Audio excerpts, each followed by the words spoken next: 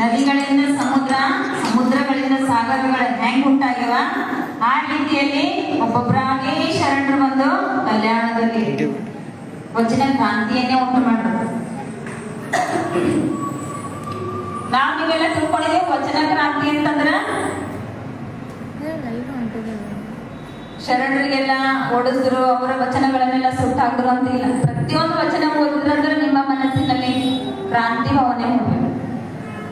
ಯಾರಿಗೋ ಹೊಡೆದು ಬಡೆದು ಅಲ್ಲ, ಮನಸ್ಸಿನಲ್ಲಿನೇ ಕ್ರಾಂತಿ ಮಾಡೋದು. ಮನಸ್ಸಿನಲ್ಲಿರುವಂತಹ ದುರ್ಗುಣಗಳ ಕ್ರಾಂತಿ, ಆ ದುರ್ಗುಣಗಳ ಜೊತೆಗೆ ನಾವು ಕ್ರಾಂತಿ ಮಾಡೋದು. ದುರ್ಗುಣಗಳ ಜೊತೆಗೆ ನಾವು ಕ್ರಾಂತಿ ಮಾಡೋದು ಇವತ್ತು ಬಹಳನೇ ಅವಶ್ಯಕವಾಗಿದೆ. 12ನೇ ಶತಮಾನದಲ್ಲಿ ಬಹಳಷ್ಟು ಜನ ದೊಡ್ಡ ದೊಡ್ಡ ರಾಜರು, ಪ್ರಧಾನಿಗಳು ಬಂದು ಕಲ್ಯಾಣಕ್ಕ ಬಂದು ಅಲ್ಲಿ ಸಾಮಾನ್ಯ ವ್ಯಕ್ತಿ ತರ ಬದುಕಿ ಸತ್ಯ ಶುದ್ಧ ಕಾಯಕವನ್ನ ಮಾಡಿ ಪ್ರತಿನಿತ್ಯ ಜಂಗಮ ದಾಸವನ್ನ ಮಾಡಿ ತಮ್ಮ ಜೀವನವನ್ನೇ ಏನ್ ಮಾಡಿರೋರು ಸೌಸರು. ಒಂದ್ಸಲ ಮನೆ ಬಿಟ್ಟು ಹೊರಗೆ ಬಂದ್ರಂದ್ರೆ ಪುನಃ ನೋಡ್ಲಕ್ ಹೋಗಿರೋರು ಆ ಕಡೆ, ಪುನಃ ತಿರ್ಗೆ ಹೋಗಿರೋರು ಆ ಕಡೆ. ಕೆಲವರು ಒಬ್ಬರೇ ಬಂದರು, ಕೆಲವರು ದಂಪತಿ ಸಮೇತರಾದ್ರು. ಅದಕ್ಕೆ ಹೇಳ್ತಾರ, ಜೇಡರ ದಾಸಿಮಯ್ಯನವ್ರು ಹೇಳ್ತಾರ, ಸತಿಪತಿಗಳು ಒಂದಾದ ಭಕ್ತಿ ಹಿತವಾಗಿಪ್ಪುದು ಶಿವನಿಗೆ. ಸತಿಪತಿಗಳು ಒಂದಾದ ಭಕ್ತಿ ಹಿತವಾಗಿಪ್ಪುದು ಶಿವನಿಗೆ. ಸತಿಪತಿಗಳು ಒಂದಾಗದವನ ಭಕ್ತಿ ಅಮೃತದೊಳು ವಿಷವ ಬೆರೆಸಿದಂತೆ ಕಾಣ ರಾಮನಾಥ. ಸತಿಪತಿಗಳು ಒಂದಾಗಿ ಏನೇ ಕೆಲಸ ಮಾಡಿ ಒಂದಾಗಿ ಮಾಡಿದ್ರೆ ಅದ್ರ ಫಲ ಸರಿಯಾಗಿ ಎತ್ತಿ ಏರಿಗಳಿತ್ತು, ಕೋಣ ನೀರಿಗಳಿತ್ತಂದ್ರ ಅಲ್ಲಿ ಸಮಾನತೆ ಇರಲ್ಲ, ಸಮತೆ ಕಾಣಿಸಲ್ಲ. ಸಮಾನತೆ ಅನ್ನೋದು ಕಾಣ ಸಿಗುವುದಿಲ್ಲ. ಹಾಗಾಗಿ ಏನ್ ಮಾಡ್ಬೇಕಂದ್ರ ಸತಿಪತಿಗಳು ಒಂದಾಗಿ ಯಾವುದೇ ಕೆಲಸ ಕಾರ್ಯಗಳಲ್ಲಿ ತೊಡಗಿದ್ರ ಅವರಾಗ್ಲಿ ಅವರ ಮುಂದಿನ ಪೀಳಿಗೆಯಾಗ್ಲಿ ಅವರನ್ನ ನೋಡಿ ಅನುಕರಿಸ್ತಾರ, ಅನುಸರಣೆ ಮಾಡ್ತಾರ. ಹೀಗೆ ಎಷ್ಟೋ ಜನ ಶರಣ ದಂಪತಿಗಳು ಕಲ್ಯಾಣಕ್ಕೆ ಬಂದರು. ಅವರಲ್ಲಿ ಕೆಲವರ ಹೆಸರುಗಳನ್ನ ನಾವು ತಿಳ್ಕೊಳ್ಳೋಣ ಇವತ್ತ. ಬಸವಣ್ಣನವರ ಜೊತೆ ಗಂಗಾಂಬಿಕೆ ತಾಯಿಯವರು, ನೀಲಾಂಬಿಕೆ ತಾಯಿಯವರು. ಬಸವಣ್ಣನವರ ಜೊತೆ ಗಂಗಾಂಬಿಕೆ ತಾಯಿಯವರು, ಅವರ ಜೊತೆ ನೀಲಾಂಬಿಕೆ ತಾಯಿಯವರು. ಮತ್ತೆ ಮೊನ್ನೆ ತಿಳ್ಕೊಂಡೆ ನಾವು ಜೇಡರ ದಾಸಿಮಯ್ಯ ಮತ್ತು ದುಗ್ಗಳಿ. ಜೇಡರ ದಾಸಿಮಯ್ಯ ಮತ್ತು ದುಗ್ಗಳಿ ಇವರು ಕೂಡ ಶರಣ ದಂಪತಿಗಳು. ಹರಳಯ್ಯ ಮತ್ತು ಕಲ್ಯಾಣಮ್ಮ ಇವ್ರು ಮುಂದೆ ಬರ್ತಾರೆ. ಇವರೆಲ್ಲ ಹರಳಯ್ಯ ಮತ್ತು ಕಲ್ಯಾಣಮ್ಮ ಇವ್ರ ಬಗ್ಗೆ ಎಲ್ಲ ಮುಂದೆ ಹೇಳ್ತೀವಿ. ಹರಳಯ್ಯ ಮತ್ತು ಕಲ್ಯಾಣಮ್ಮ ಇವರು ಕೂಡ ಶರಣ ದಂಪತಿಗಳು. ಹಡಪದ ಅಪ್ಪಣ್ಣ ಮತ್ತು ಅವರ ಸತಿ ಲಿಂಗಮ್ಮ ಇವರು ಕೂಡ ಶರಣ ದಂಪತಿಗಳು. ಸತ್ಯ ಶುದ್ಧ ಕಾಯಕವನ್ನ ಮಾಡಿ ನಿತ್ಯ ದಾಸವನ್ನ ಮಾಡ್ತಿದ್ದಂತಹ ಶರಣ ದಂಪತಿಗಳು. ಕುಂಬಾರ ಗುಂಡಯ್ಯ ಮತ್ತು ಕೇತಲದೇವಿ. ಕುಂಬಾರ ಗುಂಡಯ್ಯ ಮಡಿಕೆಗಳನ್ನ ಮಾಡಿ ಅವನ್ನ ಮಾರಾಟ ಮಾಡಿ ಅದರಿಂದ ಬಂದಂತಹ ದ್ರವ್ಯದಿಂದ ಅವ್ರು ಏನ್ ಮಾಡ್ತಾ ಇದ್ರು, ದಾಸೋಹವನ್ನ ಮಾಡ್ತಾ ಇದ್ರು. ಉರಿಲಿಂಗ ಪೆದ್ದಿಗಳ ಅವರು ಮತ್ತು ಅವರ ಪುಣ್ಯಶ್ರೀ ಕಾಳವರು. ಇನ್ನೋರ್ವರನ್ನ ಮೋಳಿಗೆ ಮಾರಯ್ಯ ಮತ್ತು ಮಹಾದೇವಿ. ಮೋಳಿಗೆ ಮಾರಯ್ಯ ಮತ್ತು ಮಹಾದೇವಿ ನೀವು ಕೇಳಿರ್ಬೋದು. 12ನೇ ಶತಮಾನದಾಗ ಎಲ್ಲಿಂದೋ ರಾಜ ಬಂದಿದ್ರಂತ, ನಮ್ಮ ಮನೆ ಮಠವನ್ನೆಲ್ಲ ಬಿಟ್ಟು ಬಂದಿದ್ರಂತ, ಇಲ್ಲೆಲ್ಲ ವಚನಗಳು ಬರ್ತಾರಂತ. ಹೀಗೆಲ್ಲೋ ಜನಪದ ಸಾಹಿತ್ಯದಾಗೆಲ್ಲ ಕೇಳ್ತೇವೆ, ಹಾಡುಗಳನ್ನ ಹಾಡ್ತೇವೆ. ಕೆಲವೊಂದು ಹಬ್ಬ ಹುಣ್ಣಿಮೆ ಸಂದರ್ಭದಾಗ ಹಾಡು ಹಾಡ್ತೇವ್ರಿ. ಆದ್ರ ಅವು ಹಾಡುಗಳು ನಾವು ಕಿವಿಗೊಟ್ಟು ಕೇಳಲ್ಲ. ಪ್ರತಿಯೊಂದು ಹಾಡಿನಾಗ ನಮ್ಗೆ ಇತಿಹಾಸ ಸಿಗ್ತದೆ. ಪ್ರತಿಯೊಂದು ಹಾಡಿನಲ್ಲೂ ನಮ್ಗ ಜನಪದ ಸಾಹಿತ್ಯದಲ್ಲಿ ನಮ್ಗ ಏನಂದ್ರ ಇಂಥ ವಿಷಯಗಳು ತಿಳ್ಕೊಳ್ಳಕ ಸಾಧ್ಯ. ಹಾಗಾಗಿ ಹೆಚ್ಚೆಚ್ಚು ತಾಯಂದ್ರೆ ನೀವೆಲ್ಲೇನು ಹಾಡುಗಳು ಹಾಡ್ತಿರಲ್ಲ ಮನೆಯಲ್ಲೆಲ್ಲ, ಕಾರ್ಯಕ್ರಮಗಳಲ್ಲೆಲ್ಲ ಅವು ಹಾಡುಗಳು ನಿಮ್ಮ ಮಕ್ಕಳಿರ್ಲಿ ಮೊಮ್ಮಕ್ಕಳಿರ್ಲಿ ಒಂದು ನೋಟ್ ಪುಸ್ತಕದಲ್ಲಿ ಬರ್ಸಿಟ್ಟು, ಒಂದು ನೋಟ್ ಪುಸ್ತಕದಲ್ಲಿ ಬರ್ಸಿಟ್ರಂದ್ರೆ ಏನಾಗ್ತದ್ರಿ, ಅವೇ ಮುಂದಿನ ನಿಮ್ಮ ಮಕ್ಕಳಿಗೆಲ್ಲ ಸಂಪತ್ತು ತರ್ತವೆ. ಈಗ ಹಿಂದಿನ ಶರಣರು ಬರೆದಿಟ್ಟಂತಹ ವಚನ ಸಾಹಿತ್ಯನೇ ನಮ್ಗೆ ಇಂದಿಗೆ ಸಂಪತ್ತು ಅದ. ಅದೇ ನಮಗೆ ಇದೀಗ ವಚನ ಸಾಹಿತ್ಯನೇ ನಮಗೀಗ ಸಂಪತ್ತಿನ ರೂಪದಲ್ಲಿ ಕಾಣಿಸ್ತಾ ಇದೆ. ಎಷ್ಟೋ ದೊಡ್ಡ ದೊಡ್ಡ ಅರಸರು ನಮ್ಮ ಮನೆ ಮಠವನ್ನೆಲ್ಲ ಬಿಟ್ಟು ಯಾಕೆ ಬಂದರು? ಈ ವಚನ ಸಾಹಿತ್ಯದ ಹಿಂದೆ ಯಾಕೆ ಬೇಕಂತ ಬಂದರು? ಯಾವುದರಲ್ಲೂ ಅವರಿಗೆ ನೆಮ್ಮದಿ ಇದ್ದಿಲ್ಲ.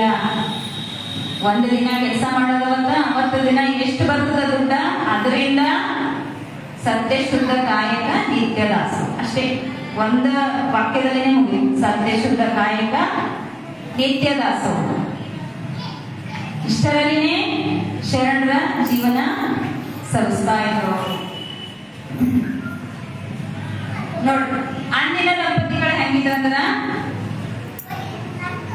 ಗಂಡನ ದಾರಿಯಲ್ಲಿ ಗಂಡ ಹೆಜ್ಜೆ ಇಟ್ಟಲೆ ಹೆಜ್ಜೆ ಇಡ್ತಾ ಅವರ ಸತಿಯರು ಕೂಡ ಬರ್ತಾರೆ.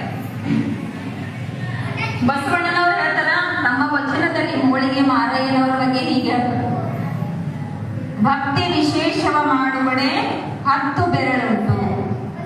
ಭಕ್ತಿ ವಿಶೇಷವ ಮಾಡುವಡೆ 10 ಬೆರಳುಂಟು. ಮಾರಿ ತಂದೆಗಳಂತೆ ಎನಗೇ ಕಹುದಯ್ಯ, ರತ್ನದ ಸಂಗತಿಯ ನಿಕ್ಕಿ ಕಾಡಿನ ಕೂಡಲ ಸಂಗಮ ದೇವ ಶಿವಧು ಶಿವಧು. ಈ ವಚನದ ಅರ್ಥ ಬಹಳ ಚೆನ್ನಾಗದ. ಹೆಂಗಂದ್ರೆ ಬಸವಣ್ಣನವರು ಮಂತ್ರಿಯಾಗಿ ಬಿಜ್ಜಳನ ಆಸ್ಥಾನದಲ್ಲಿ ಕೆಲಸ ಮಾಡ್ತಾ ಇದ್ರು. ಇತರ ಶರಣರೆಲ್ಲ ಏನ್ ಮಾಡ್ತಾ ಇದ್ರು? ಪ್ರತಿನಿತ್ಯ ಕೆಲಸ ಮಾಡೋದು, ದಾಸೋಹ ಮಾಡ್ತಾ ಇದ್ರು. ಬಸವಣ್ಣನವರಿಗೆ ಏನೋ ಒಂಥರ ಮನ್ಸಿಗೆ ಅವರಿಗೆ ನೋವು ಮಾಡ್ಕೋತಿದ್ರು. ನಾ ಏನೋ ಕೆಲಸನೇ ಮಾಡಲ್ಲ, ಮಂತ್ರಿಯಾಗಿ ಅಷ್ಟೇ ಕೆಲಸ ಮಾಡತ್ತಿದ, ನನ್ನ ಕಾಯಕ ನನಗೆ ಪರಿಪೂರ್ಣನೇ ಅನಿಸ್ತಾ ಇಲ್ಲ. ಆದ್ರ ಮಾರಯ್ಯ ತಂದೆಗಳು ನೋಡ್ರಿ, ಮಾರಯ್ಯ ತಂದೆಗಳು ಅಥವಾ ಇತರ ಶರಣರು ತಮ್ಮ ಬೆವರನ್ನ ಸುರಿಸಿ ಕಷ್ಟಪಟ್ಟು ಕೆಲಸ ಮಾಡ್ಲತ್ತಾರ. ತಮ್ಮ 10 ಬೆರಳುಗಳನ್ನ ಉಪಯೋಗಿಸಿ 2 ಕೈಗಳನ್ನ ಉಪಯೋಗಿಸ್ಕೊಂಡು ಕೆಲಸ ಮಾಡ್ಲತ್ತಾರ ಅಂತ ಮನಸ್ಸಿಗೆ ತಾವೇ ಪ್ರಶ್ನೆ ಮಾಡ್ಕೊಂಡು ಈ ರೀತಿ ವಚನವನ್ನ ಬರ್ತಾರ ಅವರು.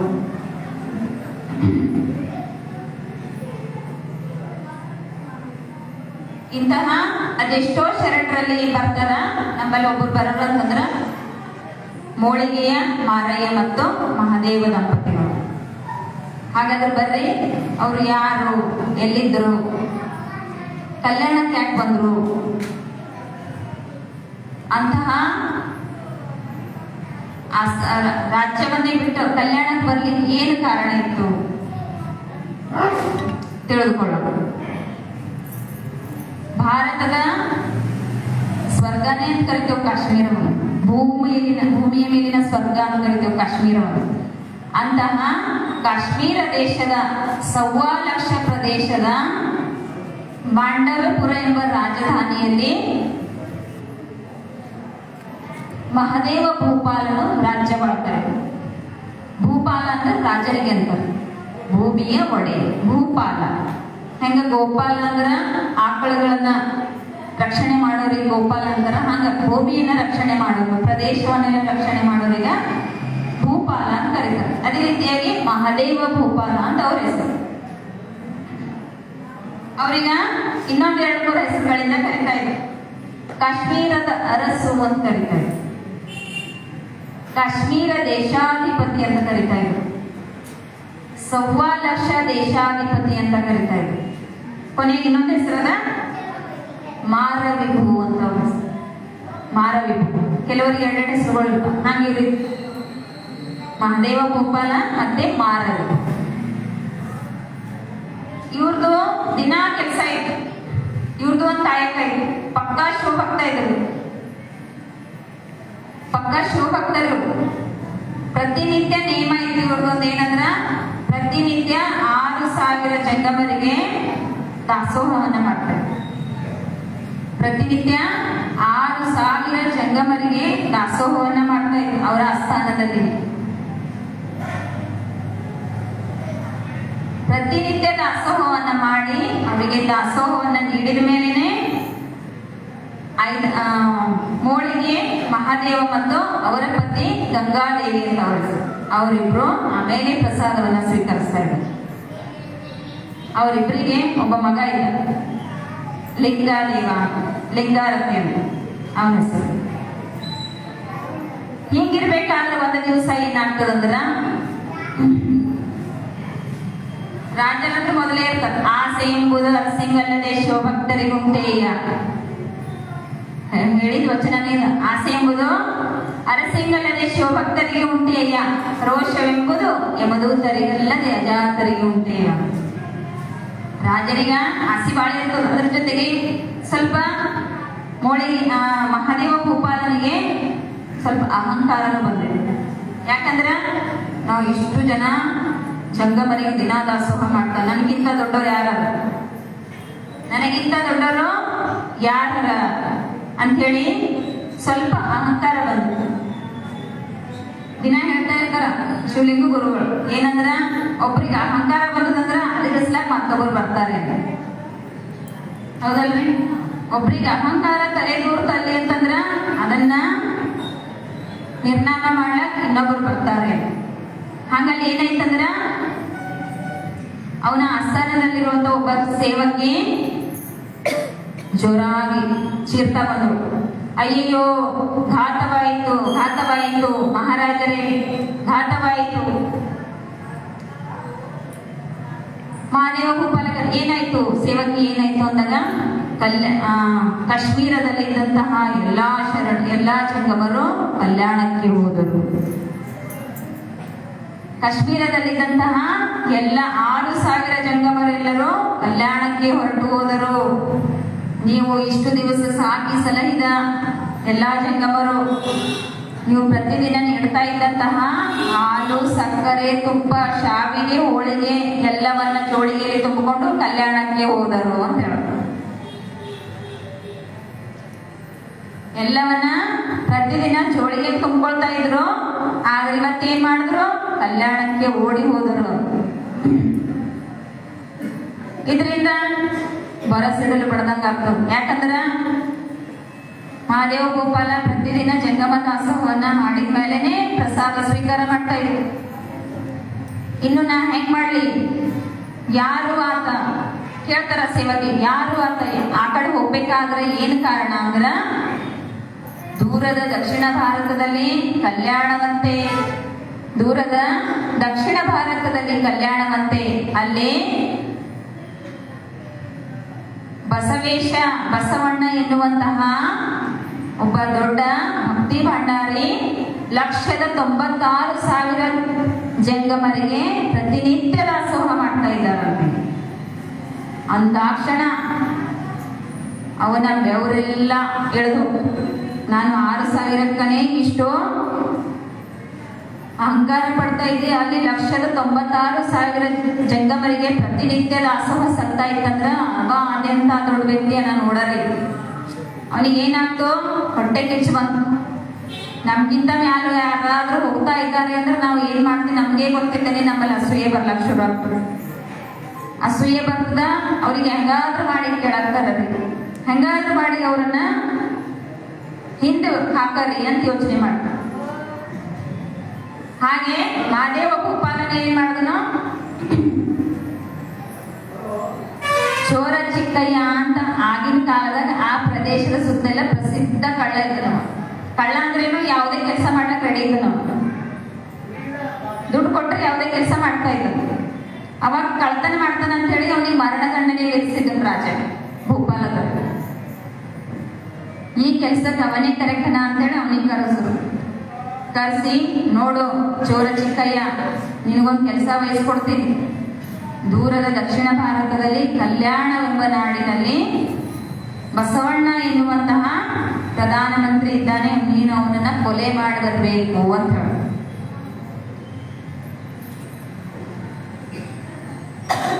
ನೀನು ಅವನನ್ನ ಕೊಲೆ ಮಾಡಿ ಬಂದೆ ಅಂದ್ರ ನಿನಗ ಮರಣದಂಡನೆ ಶಿಕ್ಷೆಯಿಂದ ಮುಕ್ತ ಮಾಡ್ತೀನಿ ಅಂತ ಹೇಳುದು. ಅವನಿಗೂ ಅದಷ್ಟೇ ಬೇಕಾಗಿತ್ತು. ಆತ ಏನ್ ಮಾಡಿದನು, ಆಯ್ತು ಭೂಪಾಲನೆ ಅಂತ ಹೇಳಿ ಏನ್ ಮಾಡಿದನು, ಕಲ್ಯಾಣಕ್ಕೆ ಬಂದು ಏನ್ ಮಾಡಿದ್ರ ಅಂದ್ರ ದಾಸೋಹ ಮನೆದಾಗ ಪ್ರವೇಶ ಪ್ರವೇಶ ಪಡೆಯೋ ಹೊತ್ತಿಗೆ ಅಲ್ಲಿ ಏನಿರ್ಬೇಕಂದ್ರೆ ಪ್ರತಿಯೊಬ್ಬ ಶರಣರ ಕೊರಳಲ್ಲಿ ಲಿಂಗ ಇರಬೇಕು. ಪ್ರತಿಯೊಬ್ಬ ಶರಣರ ಕೊರಳಲ್ಲಿ ಏನಿರ್ಬೇಕು? ಲಿಂಗ ಇರ್ಬೇಕು. ಅಲ್ಲೇನಾಗ್ತದೆ ನೋಡ್ರಿ, ಕೊರಳಲ್ಲಿ ಲಿಂಗ ಇರ್ಬೇಕು, ಹಣೆಯಲ್ಲಿ ವಿಭೂತಿ ಇರ್ಬೇಕು. ಅವ ಬರ್ತಾನ ಒಳಗಂಗಿ. ಅಲ್ಲಿದ್ದಂತಹ ಶರಣರು ಏನ್ ಮಾಡ್ತಾನ, ಅವನಿಗ ಅಡ್ಡಗಡ್ತಾನ. ನಿಲ್ಲು ನಿಲ್ಲು, ನೀಚ, ಯಾರು ನೀನು? ಕೊರಳಲ್ಲಿ ಲಿಂಗ ಇಲ್ಲ, ಹಣೆಯಲ್ಲಿ ವಿಭೂತಿ ಇಲ್ಲ, ಒಳಗೆ ಪ್ರವೇಶ ಯಾಕೆ ಪಡ್ತೀನಿ? ಇಲ್ಲ ಇಲ್ಲ, ಹೊರಗೆ ಹೋಗು ನೀನು ಅಂತ ಹೇಳಿ ಏನ್ ಮಾಡ್ತಾರ, ಅವನನ್ನ ಹೊರಗಡೆ ಕಳಿಸ್ಬಿಡ್ತಾರ. ನೋಡ್ರಿ, ಹಾಗೆ ಜನಪದರು ಒಂದು ಹಾಡು ಹೇಳ್ತಾರೆ. ಜನಪದರು ಏನ್ ಮಾಡ್ತಾರ, ಮಹಾದೇವ ಭೂಪಾಲನ ಕುರಿತು, ಚೋರ ಚಿಕ್ಕಯ್ಯನ ಕುರಿತು ಒಂದು ಹಾಡು ಹೇಳ್ತಾರೆ. ಕೇಳ್ರಿ ಯಾವ ರೀತಿ ಆಗದ ಅಂತೇಳಿ. ಸೊಕ್ಕಿನಲಿ ಭೂಪಾಲ, ಸೊಕ್ಕಿನಲಿ ಭೂಪಾಲ, ಉಕ್ಕುತ್ತಲಿ ಹಾಡ, ಬಸವಯ್ಯನ ಕೊಲ್ಲಲು ಕಳಿಸ್ಯಾನ, ಬಸವಯ್ಯನ ಕೊಲ್ಲಲು ಕಳಿಸ್ಯಾನ, ಚಿಕ್ಕಯ್ಯಗೆ ಸಂಪತ್ತಿನ ಆಸೆಯ ತೋರ್ಯಾನ, ಸಂಪತ್ತಿನ ಆಸೆಯ ತೋರ್ಯಾನ. ಬಸವಣ್ಣನನ್ನ ಕೊಲ್ಲಲಿಕ್ಕೆ ಮಾರಯ್ಯ ಏನ್ ಮಾಡಿದನು, ಮಹಾ ದಾಸೋಹದ ಮನೆ ಮುಂದೆ ಬಂದು ನಿಂತು. ಮುಂದೆ ನೋಡು, ಗೋಡೆಯ ಸುಣ್ಣವನು, ಗೋಡೆಯ ಸುಣ್ಣವನು ವಿಭೂತಿಯ ಮಾಡಿ, ಕಲ್ಲನು ಲಿಂಗವೆಂದು ಕಟ್ಯಾನ, ಕಲ್ಲನ್ನು ಲಿಂಗವೆಂದು ಕಟ್ಯಾನ, ಚೋರನು ಮಹಾಮನೆಗೆ ಪ್ರವೇಶವ ಪಡೆದಾನ, ಮಹಾಮನೆಗೆ ಪ್ರವೇಶವ ಪಡೆದಾನ. ನೋಡು ಏನ್ ಮಾಡಿದನವ, ಮಹಾಮನೆಗೆ ಹೋಗ್ಬೇಕಾದ್ರ ಕೊರಳಲ್ಲಿ ಲಿಂಗ ಬೇಕು, ಹಣೆಯಲ್ಲಿ ವಿಭೂತಿ ಬೇಕು. ಹೊರಗೆ ಹೋದನು, ಗೋಡೆ ಲಿಂಗ ಹಿಂಗ 3 ಬೆರಳಿನಿಂದ ಹಣೆಯ ವಿಭೂತಿ ಹಚ್ಕೊಂಡನು. ಅಲ್ಲೇ ಒಂದು ಕಲ್ಲು ಬಿದ್ದಿತ್ತು. ತನ್ನ ಸೊಂಟದಲ್ಲಿದ್ದಂತಹ ಚಿಕ್ಕ ಕರವಸ್ತ್ರವನ್ನು ತಗೊಂಡು ಏನ್ ಮಾಡಿದನು, ಒಳಗ ಕಲ್ಲು ಕಟ್ಟಿ ಕೊರಳಲ್ಲಿ ಕಟ್ಕೊಂಡು ರೆಡಿ ಆದ. ಶರಣ ಆದ. ನೀವು ಎಂತ ಶರಣ? ಹುಸಿ ಶರಣ. ಹುಸಿ ಶರಣ ಆದನು. ಮುಂದೆನು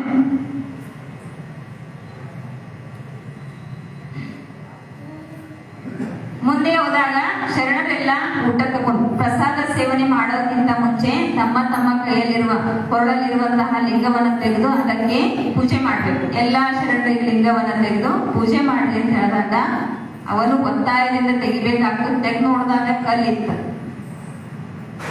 ಎಲ್ಲರೂ ಪರೇಶಾನ ಆದ್ರು. ಎಲ್ಲರ ಕೊರಳಲ್ಲಿ ಲಿಂಗ ಅದ, ಇವನ ಕೈಯಲ್ಲ ಕಲ್ಲದಲ್ಲ ಅಂತ. ಅಷ್ಟೊತ್ತಿಗೆ ಬಸವಣ್ಣನವರ ಆಗಮನ ಆಗ್ತದೆ. ಆ ಚೋರ ಚಿಕ್ಕಯ್ಯನಿಗೆ ಇವ ಕಳ್ಳ ಬಂದಾನ, ಯಾಕೆ ಬಂದಾನೋ ಗೊತ್ತಿಲ್ಲ ಅಂತೇಳಿ ಎಲ್ಲರೂ ಗದ್ದಲ ಮಾಡ್ತಾ ಇರಬೇಕಾದ್ರೆ ಶಾಂತರಾಗಿ, ಯಾರು ಕೂಡ ಗದ್ದಲ ಮಾಡಬೇಡಿ ಅಂತ ಹೇಳಿ ಅವರ ಕೈಯಲ್ಲಿದ್ದಂತಹ ಕಲ್ಲನ್ನ ತಗೊಂಡು ಏನಂತ ನೋಡ್ರಿ, ನಮ್ಮ ಜನಪದ ಹೇಳ್ತಾರ, ಬಂದ ಶರಣನು ಸುಳ್ಳು, ಬಂದ ಶರಣನು ಸುಳ್ಳು ಎಂದು ತಿಳಿದರೆ ಬಸವಯ್ಯ ಕಲ್ಲನು ಲಿಂಗವೆಂದು, ಬಸವಯ್ಯ ಕಲ್ಲನು ಲಿಂಗವೆಂದು ಪೂಜಿಸಿ ಚಿಕ್ಕಯ್ಯನ ನಿಜ ಶರಣ ಮಾಡ್ಯಾನ, ಚಿಕ್ಕಯ್ಯನ ನಿಜ ಶರಣ ಮಾಡ್ಯಾನ. ನೋಡು, ಈಗ ಅಲ್ಲಿದ್ದವರು ಉಳಿದ ಶರಣರೆಲ್ಲ ಏನ್ ಮಾಡಿದ್ರು, ಇವ ಕಳ್ಳನ ಯಾಕೆ ಬಂದನೋ ಗೊತ್ತಿಲ್ಲ, ಮಹಾಮನೆಗೆ ಯಾಕೆ ಬಂದನು ಅಂದಾಗ ಬಸವಣ್ಣನವ್ರು ಏನ್ ಮಾಡ್ರು, ನಾವು ಕೊರಳಲ್ಲಿದ್ದಂತಹ ಲಿಂಗವನ್ನ ಕೈ ತಗೊಂಡಿದ್ದು ಕಲ್ಲದ ಅಂತ ಹೇಳ್ತೇವೆ. ಆದ್ರೆ ಇವಾಗ ಎಂತ ದೊಡ್ಡ ಶರಣನ, ಕೆಳಗೆ ಬಿದ್ದಂತಹ ಕಲ್ಲಿಗೆ ಲಿಂಗದ ಸ್ಥಾನವನ್ನ ಕೊಟ್ಟಾನ. ಹಾಗಾದ್ರ ಈತ ನಮ್ಮೆಲ್ಲರಿಗಿಂತ ನಿಜ ಶರಣ ಅಂತ ಹೇಳಿ ಆತನಿಗೆ ಏನ್ ಮಾಡಿದ್ರು, ನಿಜ ಶರಣ ಚಿಕ್ಕಯ್ಯ ಅಂತ ಕರೆದ್ರು. ಅವ್ರಿಗೊಂದು ಕೆಲಸ ಹೇಳಿದ್ರು, ನೀವು ಪ್ರತಿನಿತ್ಯ ಏನ್ ಮಾಡ್ರಿ ಅಂತಂದ್ರ, ಎಲ್ಲ ಶರಣರು ವಚನಗಳನ್ನ ಬರೀತಾರೆ.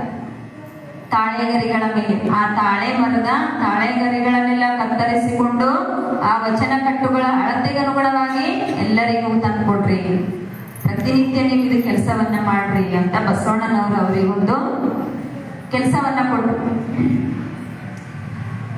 ಅಲ್ಲಿ ಹುಸಿ ಶರಣ ಹೋಗಿ ನಿಜ ಶರಣ ಆಗಿದ್ದ ಸುದ್ದಿ ಕಾಶ್ಮೀರದ ದೊರೆಗೆ ಗೊತ್ತಾಗ್ತದೆ. ಕಾಶ್ಮೀರದ ದೊರೆಗೆ ಗೊತ್ತಾಗಿ ಆತನಿಗೆ ಬರಸಿಡಲು ಪಡೆದಂಗಾಗ್ತದೆ. ಅಂತಹ ದೊಡ್ಡಗಳ ಹೆಂಗೆ ಶರಣ ಆದನು, ಏನು ಕಾರಣ ಇದ್ದಿರ್ಬೋದು ಅಂದಾಗ ಬಸವಣ್ಣನವರ ಕುರಿತು ಎಲ್ಲಾ ವಿಚಾರಗಳನ್ನ ತಿಳ್ಕೊತಾರೆ. ತಿಳ್ಕೊಂಡಿದ್ಮೇಲೆ ಏನಾಗ್ತದ, ಅವ್ರಿಗೆ ವೈರಾಗ್ಯದ ಭಾವನೆ ಮೂಡ್ತದೆ. ಅವ್ರಿಗೆ ಏನಾಗ್ತದ, ವೈರಾಗ್ಯದ ಭಾವನೆ ಮೂಡಿದಾಗ ಅವ್ರು ಏನಂತಾರ, ಮಗ ಲಿಂಗಾಯತಿಗೆ ಪಟ್ಟವನ್ನ ಕಟ್ಟಿ, ಮಗ ಲಿಂಗಾಯತಿಗೆ ಏನ್ ಮಾಡ್ತಾರ, ಪಟ್ಟವನ್ನ ಕಟ್ಟಿ ಹೆಂಡತಿ ಗಂಗಾದೇವಿ ಮತ್ತ ಅವರ ತಂಗಿ ಜೊತೆ ಕೂಡಿ ಏನ್ ಮಾಡ್ತಾರ, ಕಲ್ಯಾಣದ ಕಡೆಗೆ ಅಡಿ ಇಡ್ತಾರ. ಕಲ್ಯಾಣದ ಕಡೆಗೆ ಅಡಿ ಇಡ್ತಾ ಏನ್ ಮಾಡ್ತಾರ, ಒಂದು ವಚನವನ್ನ ಹೇಳ್ತಾರ. ಆನೆ ಕುದುರೆ ಭಂಡಾರವಿದ್ದಡೇನು ತಾನುಂಬುದು ಪಡೆಯಕ್ಕೆ, ಒಂದಾವಿನ ಹಾಲು ಮಲಗುವುದರ್ಧ ಮಂಚ. ಈ ಹುರುಳಿಲ್ಲದ ಸಿರಿಯ ಮೆಚ್ಚಿ ಕೆಡಬೇಡ ಮಂಜ, ಈ ಹುರುಳಿಲ್ಲದ ಸಿರಿಯ ಮೆಚ್ಚಿ ಕೆಡಬೇಡ ಮಂಜ. ಒಡಲು ಭೂಮಿಯ ಸಂಘ ಒಡವೆ ತಾನೇನಪ್ಪು, ಕೈ ಹಿಡಿದ ಮಡಲಿ ಪರರ ಸಂಘ. ಪ್ರಾಣವಾಯುವಿನ ಸಂಘ ಸಾವಿಗೆ ಸಂಗಡವಾರೂ ಇಲ್ಲ ಕಾಣ ನಿಗಳಂಕ ಮಲ್ಲಿಕಾರ್ಜುನ. ವೈರಾಗ್ಯದ ಭಾವನೆ ಬಂದ ಅಂದ್ರೆ ಏನಾಗ್ತು, ತಮಗರಿವಿಲ್ಲದಂತೆಯೇ ವಿಚಾರಗಳು ಬದಲ ಶುರು. ಆನೆ ಕುದುರೆ ಎಲ್ಲ ಅದ ನಂಬಲ್ಲ. ಇಷ್ಟೆಲ್ಲ ಇದ್ರು ಊಟ ಮಾಡೋದೆಷ್ಟು, ಇಷ್ಟು ನಾವು ಮುಗಸೇಲಾಗ ಎಷ್ಟು ಹಿಡಿದು ಅಷ್ಟು ಊಟ ಮಾಡ್ತೀವಿ. ಹಾಲು ಎಷ್ಟು ಕುಡ್ತೇವೆ, ಇಷ್ಟು ಹಾಲು ಕುಡಿತೇವೆ. ಮಲಗ್ಲಕ್ಕೆ ಎಷ್ಟು ಬೇಕು, ಅರ್ಧ ಮಂಚ ಬೇಕು.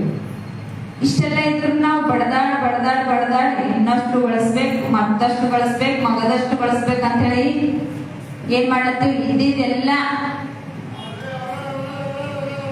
ಸುಖವನ್ನೆಲ್ಲ ಸಂಪತ್ತಿಗಾಗಿ ನಾಶ ಮಾಡ್ಕೊಳ್ತೇವೆ. ಇದ್ದಿದ್ದ ಸುಖವನ್ನೆಲ್ಲ ಸಂಪತ್ತಿನ ಹಿಂದೆ ಬಿದ್ದು ನಾಶ ಮಾಡ್ಕೊಳ್ತಾರೆ.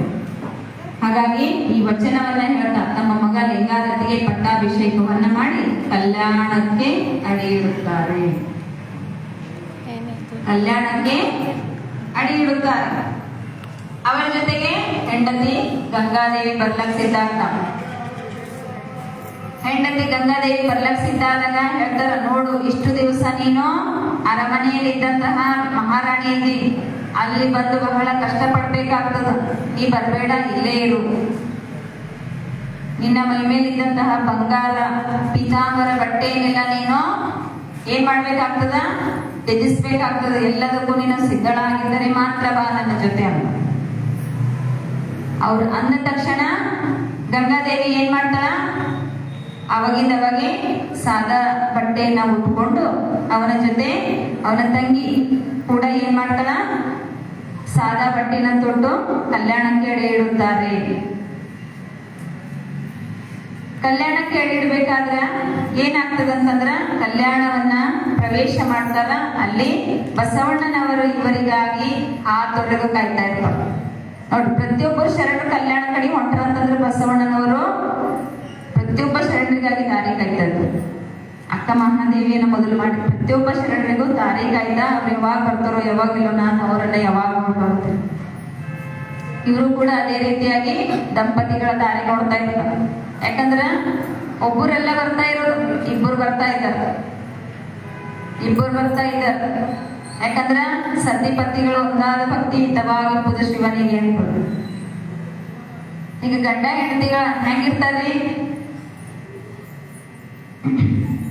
ಹಿಂದಿನ ಜೋಡಿಗಳು ಹೆಂಗಿರ್ತಾ ಇದ್ರು, ಇವತ್ತಿನ ಜೋಡಿಗಳು ಹೆಂಗಿರ್ತಾ ಇದ್ದಾರೆ ಅಂತ ಒಂದು ನಾನು ನಿಮ್ಗ ಮಾತಿನಲ್ಲಿ ಹೇಳ್ತೀನಿ. ಅಂದಿನ ದಂಪತಿಗಳು ಗಂಡನ ಹೆಸರು ಹೇಳಾಕ ನಾಚ್ಕೊತಾ ಇದ್ರು. ನಾಚ್ಕೋತಾ ಇದ್ರು, ಅನ್ಸ್ತಾ ಇದ್ರು ಏನೋ, ನಾಚಿ ಹೇಳ್ತಾ ಇದ್ರಿ. ಇವಾಗಿನವರೆಲ್ಲ ಗಂಡನ ಹೆಸರು ಹಿಡ್ದೆ ಕರಿಲತ್ತ. ಇವಾಗಿನವರೆಲ್ಲ ಗಂಡನ ಹೆಸರು ಹಿಡ್ದೆ ಕರಿಲತ್ತ. ಯಾಕ ಅಂತಿದ್ರು, ಗಂಡನ ಹೆಸರು ಯಾಕೆ ಹೇಳೋದಿದ್ರೆ ಆಯಸ್ಸು ಕಮ್ಮಿ ಇತ್ತು, ಗಂಡನ ಹೆಸರು ಹಿಡ್ತಾರೆ. ಗುರುರಾಜ್ ಕರ್ಜಿಗೆ ಅವರು ತಮ್ಮ ಒಂದು ಮಾತಿನಲ್ಲಿ ಹೇಳ್ತಾರೆ ಈಗ ಏನಂದ್ರ, ಎಲ್ಲೋ ಒಂದು ಹಿಂಗೆ ತಿರುಪತಿ ತಿಮ್ಮಪ್ಪನ ದರ್ಶನಕ್ಕೆ ಒಂದು ಭಕ್ತರು ದಂಡ ನಡೆದಿದ್ದ. ತಿರುಪತಿ ತಿಮ್ಮಪ್ಪನ ದರ್ಶನ ಭಕ್ತರು ಹೋಗ್ತಾ ಇದ್ರು. ಅವಾಗ ನಮ್ಮಂತ ಒಬ್ಬಕ್ಕೆ ಹೆಣ್ಮಗಳು ನಡೆದ ಹೋಗ್ತಾ ಇರ್ಬೇಕಾದ್ರೆ ಗಂಡನ ಹೆಸರು ಹೇಳಕ ಸಾಧ್ಯ ಇಲ್ಲ. ಇವಳ ಗಂಡನ ಹೆಸರು ಗೋವಿಂದ. ಗಂಡನ ಹೆಸರು ಗೋವಿಂದ. ಅಲ್ಲವರೆಲ್ಲ ಗೋವಿಂದ ಗೋವಿಂದ ಗೋವಿಂದ ಅಂತ ಹೇಳ್ತಾರ. ಭಕ್ತಿ ಬರಕಷ್ಟೆ ಗೋವಿಂದ ಗೋವಿಂದ ಗೋವಿಂದ. ನಾವು ಯಾವ ದೇವರಿಗೆ ಹೋಗ್ತಾ ಇದ್ದೋ ಅವ್ರ ಹೆಸರು ಹೇಳ್ತಾ ಹೋಗ್ತೇವೆ. ಗೋವಿಂದ ಗೋವಿಂದ ಗೋವಿಂದ. ಈಗ ಏನ್ ಮಾಡ್ಬೇಕು? ಹೈರಾಣ ಬಂತ. ಈಗ ಏನ್ ಮಾಡ್ಬೇಕೀಗ? ಗಂಡನ ಹೆಸರು ಹೇಳಪ್ಲೇ ಇಲ್ಲ. ಇವರೆಲ್ಲ ದೇವ್ರ ಹೆಸರು ಹೇಳ್ಕೊತ ನಡೆದಾರ. ಅದ್ರಾಗೆ ನನ್ ಗಂಡನ ಹೆಸರಲ್ಲ. ಹೆಂಗ್ ಮಾಡಿನ? ಈಗ ಬಂತಲ್ಲ, ಕಷ್ಟ ಬಂತಲ್ಲ, ಏನ್ ಮಾಡಿನ? ಅವರೆಲ್ಲ ಗೋವಿಂದ ಗೋವಿಂದ ಗೋವಿಂದ ಅಂದ್ರೆ ನಂದು ಅದೇ ನಂದು ಅದೇ ನಂದು ಅದೇ ಅಂದ್ರ ಅಲ್ಲಿ ಏನೋ ಒಟ್ಟು ಹೆಸರು ಹೇಳದೆ ಇದ್ರು ಹೆಸರು ಬಂತ ಅದ್ರೊಳಗೆ. ಆದ್ರೆ ಇವಾಗೆಲ್ಲ ನಾವೇನ್ ಮಾಡ್ತಾ ಇದ್ದೇವು? ಹೆಸರು ಹಿಡಿದು ಕರಿತಾ ಇದ್ದೇವು. ಹೆಸರು ಹಿಡಿದು ಕರ್ಲಿ ಪರವಾಗಿಲ್ಲ. ಆದ್ರೆ ದಂಪತಿಗಳು ಗಂಡ ಹೆಂಡತಿ ಹೆಂಗಿರ್ಬೇಕಂತಂದ್ರ ಜೇಡು ದಾಸಿಮೈ ಮತ್ತು ದುಗ್ಗಳೆ ಇರ್ತಾರೆ. ಅವ್ರು ಬಹಳಷ್ಟು ಪರೀಕ್ಷೆ ಮಾಡಿದ್ರು. ಮದ್ವೆ ಮಾಡ್ಕೊಳ್ಬೇಕಾದ್ರೆ ಬಹಳಷ್ಟು ಪರೀಕ್ಷೆಗಳಿಗೆ ಒಡ್ಡಿ ಅವ್ರನ್ನ ಮದುವೆ ಮಾಡ್ಕೊಂಡು ಕೇಳಿದೆ ನಾವೆಲ್ಲ. ಒಬ್ಬರ ಮನಸ್ಸನ್ನ ಒಬ್ರು ಅರ್ಥ ಮಾಡ್ಕೊಂಡವ್ರು ಇರ್ಬೇಕು. ಒಬ್ಬರ ಮನಸ್ಸನ್ನ ಒಬ್ರು ಅರ್ಥ ಮಾಡ್ಕೊಂಡಾಗ ಮಾತ್ರ ಬದುಕೆಂಬ ಬಂಡಿ ಸಲೀಸಾಗಿ ಹೋಗ್ತದೆ. ಅರ್ಥನೇ ಮಾಡ್ಕೊಂಡಿಲ್ಲ ಅಂದ್ರೆ ಏನಾಗ್ತದಲ್ಲಿ? ಬದುಕೆಂಬ ಬಂಡಿ ಮಣ್ಣು ಪಾಲಾಗ್ತದೆ. ಬದುಕೆಂಬ ಬಂಡಿ ಮಣ್ಣು ಪಾಲಾಗ್ತದೆ. ಹೆಂಗೆ ಇರ್ಲಿ ಗಂಡ ಹೆಂಡತಿ ಇಬ್ಬರದು ಮನಸ್ಸು ಸೇಮ್ ಇರ್ಬೇಕು. ಸೇಮ್ ಇರ್ಬೇಕಂತಂದ್ರೆ ಒಂದು ದೃಷ್ಟಾಂತ ಹೇಳ್ತೇನೆ ನಿಮ್ಗೆ. ನಗು ಬಂದ್ರೆ ನಗರ ಅಷ್ಟೇ. ಇಬ್ಬರು ಗಂಡ ಹೆಂಡತಿ ಇರ್ತಾರೆ. ಹೆಂಗಿರ್ತಾರೆ ಗಂಡ ಹೆಂಡತಿ ಅಂದ್ರೆ ಭಾಳ ಕಂಜೂಸ್ ಇರ್ತಾರೆ. ಕಂಜೂಸ್ ಭಾಳ ಇರ್ತಾರೆ. ಆ ಮನೆಗ ಒಬ್ಬ ಜಂಗಮ ಹೋದ್ರು, ಭಿಕ್ಷಾ ದೇಹಿ ಅಂತ ಹೋದಾಗ ಆ ಹೆಣ್ಮಗಳಿಗೆ ಮೊದಲೇ ಕಂಜೂಸ್. ಅಡ್ಗೆ ಮಾಡಿದ್ದಿಲ್ಲಕ್ಕೆ ಇವತ್ತು ಬರ್ಬೇಡಪ್ಪ, ನಾ ಏನು ಅಡ್ಗೆ ಮಾಡಿಲ್ಲ, ನಾಳೆ ಬಾ ಅಂತ ಹೇಳೋದು. ನಾಳೆ ಹೋದ ಜಂಗಮ. ಇವತ್ತು ಮಾಡಿಲ್ಲ, ನಾಳೆ ಬಾ ಅಂತ ಹೇಳ್ಬೋದು. ಮತ್ತೆ ಮರುದಿವಸ ಹೋಗೋದು. ಇವತ್ತು ಮಾಡಿಲ್ಲಪ್ಪ, ನಾಳೆ ಬಾ ಅಂತ ಹೇಳೋದು. ಹಿಂಗೆ 6 ತಿಂಗಳು ಕಳೀತು. ಹಿಂಗೆ 6 ತಿಂಗಳು ಕಳೀತು. ಒಂದು ದಿನಾನು ಭಿಕ್ಷೆ ನೀಡಿಲ್ಲ. ಅವಾಗ ಜಂಗಮ ಏನ್ ಮಾಡಿದ್ರಂದ್ರ ಸೀದಾ ಮನೆಗೆ ಹೋದ್ರು. ನೋಡರಿ ಏನ್ ಮಾಡ್ತಾಳೆ ಹೆಣ್ಮಗಳು ನೋಡರಿ ಅಂತ ನೇರವಾಗಿ ಅವ್ರ ಮನೆಗೆ ಹೋಗಿ ಏನ್ ಮಾಡಿದ್ರು? ಕೂತ್ ಬಿಟ್ರು. ನೀ ಏನೇ ಮಾಡಿ ಏನಿಲ್ಲ, ನನ್ಗೆ ಇವತ್ತ ದಾಸ ಹೋಗಿ ಕೊಡ್ಲೇಬೇಕಂದ್ರು. ಏನಪ್ಪ ನಾ ಇನ್ನ ಹೀಗೆ ಎದ್ದಿಲ್ಲ, ನಾ ಏನೋ ಅಡ್ಗೆನೆ ಮಾಡಿಲ್ಲ, ನಿಮ್ಗೆ ಏನ್ ಹೇಳಿ? ಇಲ್ಲ, ನಾ ಇಲ್ಲೇ ಕೊಡ್ತೀನಿ. ಹೇಳಕ್ಕಾಗಲ್ಲ, ಎಷ್ಟೊತ್ತಾಗಲ್ಲ, ರಾತ್ರಿ ನಾನು ಇಲ್ಲೇ ಕೊಡ್ತೀನಿ. ಗಂಡ ಹಾಸಿಗೆಗೆ ಬಂದು ನೋಡು, ಏನೇ ಇವತ್ತು ಏನ್ ಅಡ್ಗೆ ಮಾಡ್ಲತ್ತಿದಿ? ಕಪ್ಪು ಅಲ್ಲಿ ನೋಡ್ರಿ ಯಾಕಂತಾರೆ. ನಾ ಏನ್ ಅಡ್ಗೆ ಮಾಡ್ಲತ್ತ ಅಂತ ಹೇಳಲ್ಲ. ಸುಮ್ಮನೆ ಅವರು ಹೊಲಕ್ಕೆ ಹೋಗಿ ಬರ್ರಿ ಅಂತ ಗಂಡ ಹೊಲಕ್ಕೆ ಹೋದ್ರು. ಈ ಜಂಗಮ ಪಾಪ ಹಾಗೆ ನೋಡಿ ನೋಡಿ ನೋಡಿ ಸುಸ್ತಾಗ ಅಲ್ಲೇ ನಿದ್ದು ಹೋದ್ರು. ಮುಂಜಾನೆ ಅಡ್ಗೆ ಮಾಡಿಲ್ಲ, ಮಧ್ಯಾಹ್ನ ಅಡ್ಗೆ ಮಾಡಿಲ್ಲ. ಹಾಗೆ ನೋಡಿ ನೋಡಿ ನೋಡಿ ಏನ್ ಮಾಡಿದ್ರು? ಅಕ್ಕಿ ಬಿ ಹಂಗೆ ಕುಂತೋಳು. ಯಾಕ? ಜಿಪುಣಿ ನಮ್ಮ ಜನ್ಮ ಸಿದ್ಧ ಹಂಗಂತ. ದಾರಿ ನೋಡಿ ನೋಡಿ ನೋಡಿ ಆ ಜಂಗಮ ಅಲ್ಲೇ ನಿದ್ದೆ ಹೋದ. ಅಷ್ಟೊತ್ತಿಗೆ ಗಂಡ ಬರೋ ಸಪ್ಪಳ ಆಯ್ತು. ಹೊತ್ತು ಗಂಡ ಬಂದ ಕೆಲಸ ಮಾಡ್ಕೊಂಡು ಬಂದ ಮನೆ. ಏನ್ ಮಾಡಿದ್ರಿ ಅಡಿಗೆ ಅಂತಂದು.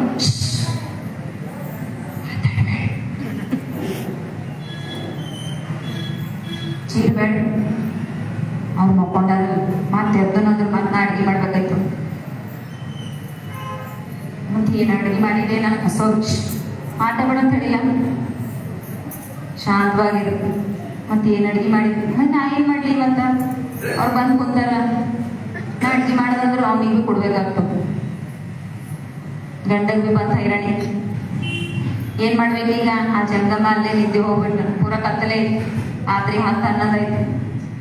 ಪಾಪ ಕೆಲವ್ರಿಗೆ ಊಟ ಮಾಡ್ರು ನಿದ್ದೆ ಬರ್ತದ, ಕೆಲವ್ರು ಹೊಟ್ಟೆಗೆ ಅನ್ನ ಇದ್ರು ಸುಸ್ತಾಗಿ ಮಲ್ಕೋತಾರೆ. ಆ ಜಂಗಮ ಅಲ್ಲೇ ನಿದ್ದೆ ಹೋದ. ಏನ್ ಮಾಡಿದ್ರು, ನನ್ನ ಗೆಳತಿ ಮನೆಗೆ ಹೋಗಿ ಬರ್ತೀನ್ರಿ ಅಂತ ಏನ್ ಮಾಡಿದ್ರು, ಮುಂದಿನ ಬಾಗಿಲಿಂದ ಹೋಗಿ ಹಿಂದಿನ ಬಾಗಿಲಿಂದ ಅಡ್ಗೆ ಮನೆಗೆ ಹೋದ್ರು. ಅಡ್ಗೆ ಮನೆಗೆ ಹೋಗಿ ಏನ್ ಮಾಡ್ರು, ಸಪ್ಪುಳು ಮಾಡಕತ್ತಿ ಅಡ್ಗೆ ಮಾಡ್ಬೇಕು. ಹೆಂಗ್ ಮಾಡ್ಬೇಕು? ಸಪ್ಪುಳೆ ಬರ್ಬಾರ್ದು ಒಟ್ಟ. ಯಾವ್ದದ ರೀ ಸಪ್ಪುಳು ಮಾಡಕತ್ತಿ, ಯಾವ್ದು ಅಡ್ಗೆ ಮಾಡ್ಬೋದು? ಸಪ್ಪುಳು ಮಾಡಕಂತ ಯಾವ್ದು ಅಡ್ಗೆ ಮಾಡ್ಬೋದು? ಹಿಂದಕ್ಕೆಲ್ಲ ಮನೆ ತನ ಯಾರಾದ್ರೂ ಮನೆಗೆ ನೆಂಟ್ರು ಬಂದ್ರೆ ಈಸಿಯಾಗಿ ಅದು ಅಡ್ಗೆ ಮಾಡಿ ಇಡ್ತೇವೆ. ಫಸ್ಟ್ ಅದೇ ಅವ್ರಿಗೆ ಊಟ. ಶಾವಿಗೆ ಮಾಡ್ಬೋದು, ಹೌದ್ರಿ? ಶಬ್ದ ಬರ್ಲಾರ್ದಂಗ ಮಾಡೋ ಅಡಿಗೆ ಯಾವ್ದಂದ್ರೆ ಶಾವಿಗೆ. ಅದೇನು ಕುದಿದ ಸೌಂಡ್ ಬರಲ್ಲ, ಏನಿಲ್ಲ. ಬಿಸಿನೀರಾಗ ಹಾಕ್ದೇವ್ ಅಂದ್ರೆ ಶಾವಿಗೆ ಹಾಕ್ದೇವ್, ಮ್ಯಾಲ ತಣ್ಣೀರ್ ಹಾಕಿ ಮುಚ್ಚಿಟ್ಟು ಸ್ವಲ್ಪ ನೀರು ಬಸ್ದಿಟ್ಟು ಬಂದಳು. ಬಂದೇನ್ ಮಾಡಿದಳು, ಮಕ್ಕೊಂಡಂಗೆ ಆಕ್ಟಿಂಗ್ ಮಾಡಿದಳು. ಆ ಶರಣ ಜಂಗಮನಿಗೆ ಹೆಚ್ಚರು ಏನೋ ಮಾಡಿಟ್ಟು ಬಂದಾಳಕಿ. ಸಪ್ಪಳು ಇದ್ದಂಗ ವಾಸನೆ, ಘಮ ವಾಸನೆ ಇದ್ದಂಗ ಅಡಿಗೆ ಮಾಡಿ ಬಂದಾಳ. ಈ ಜಂಗಮ ಹೋಗಿ ಏನ್ ಮಾಡಿದ್ರು, ಅಡಿಗೆ ಮನ್ಯಾಗ ಹೋಗಿ ನೋಡು ಹೋಗೋಣಿದ್ದ ನೋಡ್ತಾರ, ಒಳಗ್ ಶಾವಿಗೆ ಇತ್ತು. ಅಲ್ಲೇ ಇದ್ದಂತಹ ಸಕ್ಕರೆ ಹಾಲೆಲ್ಲ ಹಾಕೊಂಡು ಊಟ ಮಾಡಿ ಮತ್ತದ ಈಗ ಖಾಲಿ ಕಾಣಿಸ್ತಲ್ಲ ಅವ್ರಿಗೆ. ಖಾಲಿ ಕಾಣಿಸ್ತಲ್ಲ, ಏನ್ ಮಾಡ್ಬೇಕೀಗ? ಅಲ್ಲೇ ಪಕ್ಕದಲ್ಲಿ ಕೊಟ್ಟಿಗೆ ಇತ್ತು. ಕೊಟ್ಟಿಗೆದಾಗ ಅವಾಗೆ ಆಕಳ ಸಗಣಿ ಇಟ್ಟಿದ್ರು. ಆ ಸಗಣಿನ ಆ ಬೊಗಣಿ ಒಳಗೆ ಹಾಕಿ ತಂದು ಮುಚ್ಚಿಟ್ರು. ಮುಚ್ಚಿಟ್ಟು ಬಂದಿ ಮಕ್ಕೋತಾರ.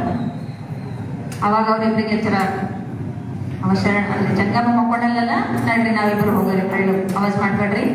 ಹೋದ್ರು. ಇವ ಲೈಟ್ ಹಾಕ್ಲಾಕ ಹೋದ್ರು, ಬಟನ್ ಹಾಕಾರಂತೆ.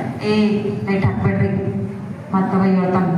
ಮತ್ತ ಅವ್ರಿಗೆ ಕೊಡ್ಬೇಕಾಗ್ತದಿದ್ರ ಲೈಟ್ ಹಾಕ್ಬೇಡ್ರಿ, ಹಂಗೆ ನಮ್ಮ ಮುಂದೆ ನನ್ನ ಮುಂದೆ ನೀವು ಕೊಡ್ರಿ, ನಿಮ್ಮ ಮುಂದೆ ನಾನು ಕೊಡ್ತಾನ. ಅದು ಹೋಗಿ ಇಟ್ಕೊಂಬಾರ ಬಂದು ಅಕ್ಕಿ ಅಂದ್ರು, ಭಾಳ ವರ್ಷ ಐತ್ರಿ ನಿಮ್ ಕೈಲ ನನಗೆ ಊಟ ಮಾಡ್ಬೇಕಲ್ಲದ ಅಂದ್ರು. ಭಾಳ ವರ್ಷ ಐತೆ ನಿಮ್ ಕೈಲಿ ನನಗೆ ಊಟ ಮಾಡ್ಬೇಕಲ್ಲದ, ಹಾಗಾಗಿ ನನಗೆ ಊಟ ಮಾಡಿಸ್ರಿ. ನಾಚಿಕೆಡಿ ನಿನಗೆ ಎಷ್ಟರ ಅರೋದಿಲ್ಲ, ರಾತ್ರಿ ಬಾರ ಬಡಿಲತ್ತದ, ಈಗ ಊಟ ಮಾಡ್ತೀನಿ ನಾನು ಕೈಲಿ. ಇಲ್ರಿ ಬಹಳ ಆಸೆ ಈಗ ನನಗೆ, ನಾನು ನಿಮಗೆ ಊಟ ಮಾಡಿಸ್ತೀನಿ, ಹೋಗಿ ನನಗೆ ಊಟ ಮಾಡಿಸ್ತೀನಿ. ಅವಾಗ ಏನಾಯ್ತು, ಕತ್ಲೆಯಲ್ಲಿ ಒಂದೊಂದು ತುತ್ತು ಇಬ್ರು ಬಾಯ್ದಾಗ ಹಾಕೊಂಡ್ರು. ಅಕ್ಕಿ ಏನೋ ಗಬ ತಿಂದು ಬಾಜಿಗಾಗರಂತ ಅವಳು. ಆದ್ರ ಇವನಿಗೆ ಏನಾಯ್ತು, ಯಾಕೆ ಟೇಸ್ಟೇ ಬೇರೆ ಹತ್ತದ, ಶಾವಿಗೆ ಮಾಡಿದ ಅಂತಂದಿ ನೋಡಿ, ಯಾಕೋ ಟೇಸ್ಟ್ ಚೇಂಜ್ ಅದ. ಇಲ್ಲ ಸುಮ್ಮನೆ ನೋಡ್ರಿ ನೀವು, ಮತ್ತ ಜಂಗಮ ಬರ್ತಾನ, ಸುಮ್ಮನೆ ನೋಡ್ರಿ ನೀವು. ಹಂಗೆ ಒಂದ್ 4 ತುಂಬಟ್ಟಿಗೆನೆ ಆ ಜಂಗಮ ಎದ್ದು ಒಳಗ್ ಬಂದ್ರು, ಲೈಟ್ ಹಾಕಲ್ಲ. ಅಯ್ಯೋ ಧನ ಪಿಶಾಚಿಗಳೇ, ಆಕಳ ಸಗಣಿನ ತಿಂತಾ ಇದ್ರಲ್ಲ ನೀವು. ಮೊದಲೇ ನಿಮ್ ಜೊತೆ ನನಗ ದಾಸೋಹವನ್ನ ನೀಡ್ತಾ ಇದ್ರಿ ಅಂತಂದ್ರ ನನ್ನಲ್ಲಿ ನಿಮಗ್ನು ಕೂಡ ಸಿಗ್ತಾ ಇತ್ತು. ಆದ್ರೆ ನೀವ್ ಏನ್ ಮಾಡಿದ್ರಿ, ಬಚ್ಚಿಟ್ಟಿದ್ದು ಕೊಟ್ಟಿದ್ದು ತನಗೆ, ಬಚ್ಚಿಟ್ಟಿದ್ದು ಪರರಿಗೆ ಆಯ್ತು ಕತೆ. ಏನ್ ಮಾಡ್ಬೇಕು, ನಮ್ಮಲ್ಲಿ ಇದ್ದದನ್ನ ಪರರಿಗೆ, ಜಂಗಮರಿಗೆ ನಾವು ನೀಡಿದ್ರ ಏನಾಗ್ತದಲ್ಲಿ ನಮಗೂ ಸಿಗ್ತದೆ. ಕೊಟ್ಟಿಲ್ಲ ಅಂದ್ರೆ ಹಿಂಗ್ ನಾವು ತಿನ್ನಬಾರದನ್ನ ತಿನ್ಬೇಕಾಗ್ತದೆ. ಹೀಗಾಗಿ ಸತಿಪತಿಗಳು ಹೆಂಗೆ ಇರ್ಲಿ, ಒಳ್ಳೆಯ ಆಚಾರವಂತರಾಗಲಿ, ಒಳ್ಳೆಯ ವಿಚಾರವಂತರಾಗಲಿ, ಪ್ರತಿಯೊಬ್ಬರು ದಾಸೋಹ ಮನೋಭಾವನೆಯನ್ನ ಮೂಡಿಸ್ಕೊಳ್ಬೇಕು. ಅಂತಹ ಶರಣ ದಂಪತಿಗಳೇ ಯಾರಾಗಿದ್ರು, ಮೋಳಿಗೆಯ ಮಾರಯ್ಯ ಮತ್ತು ಮಹಾದೇವಿ. ಗಂಗಾದೇವಿ ಮತ್ತು ಮಹಾದೇವ ಭೂಪಾಲ ಕಲ್ಯಾಣಕ್ಕೆ ಅಡಿಯಿಡುತ್ತಲೇ ಮೋಳಿಗೆಯ ಮಾರಯ್ಯ ಮತ್ತು ಮಹಾದೇವಮ್ಮ ಆಗಿ ಶರಣರಾದರು. ಕಲ್ಯಾಣಕ್ಕೆ ಬಂದು ಕಟ್ಟಿಗೆ ಕಡಿಯುವಂತ ಕೆಲಸ ಮಾಡ್ತಾರೆ. ಮೋಳಿಗೆ ಮಾರಯ್ಯನ ಕಟ್ಟಿಗೆ ಕಡಿಯುವಂತ ಕೆಲಸವನ್ನ ಮಾಡಿ ಆ ಕಟ್ಟಿಗೆಯ ಹೊರೆಯನ್ನ ಒಯ್ದು ಮಾರ್ತಾರೆ. ಆ ಕಟ್ಟಿಗೆಯ ಹೊರೆಗೆ ಏನಂತಾರೆ, ಮೋಳಿಗೆ ಅಂತ. ಅವ್ರ ಕೆಲಸದ ಆಧಾರದ ಮೇಲೆ ಅವ್ರು ಮಾಡುವಂತ ಕೆಲಸದ ಆಧಾರದ ಮೇಲೆ ಅವ್ರಿಗೆ ಏನ್ ಕರೆದ್ರು, ಮೋಳಿಗೆ ಮಾರಯ್ಯ ಅಂತ ಕರೆದ್ರು. ಇನ್ನು ಮಹಾದೇವಮ್ಮ ತನ್ನ ಪತಿಗೆ ಸಹಾಯಕಳಾಗಿ ಅದೇ ಕೆಲಸವನ್ನ ಮಾಡ್ತಾ ಇದ್ರು. ಹೀಗೆ ಕೆಲಸ ನಡೀತಾ ಇತ್ತು. ಮಾರಯ್ಯ ಕಟ್ಟಿಗೆಯನ್ನ ಕಳೆದುಕೊಂಡು ಬಂದಂತಹ ದುಡ್ಡಿನಿಂದ ಏನ್ ಮಾಡ್ತಾ ಇದ್ರು, ಮನೆಯಲ್ಲಿ ಅಂಬಲಿಯನ್ನ ತಯಾರು ಮಾಡ್ತಾ ಇದ್ರು ಮಹಾದೇವಮ್ಮ. ನಿನ್ನೆ ಒಬ್ಬರ ಅಂಬಲಿ ಸವಿಯನ್ನ ನೋಡಿದೆವು, ಮಾದಾರ ಚೆನ್ನೈ ಮನೆಯ ಅಂಬಲಿ ಸವಿಯನ್ನ ನೋಡಿದೆವು.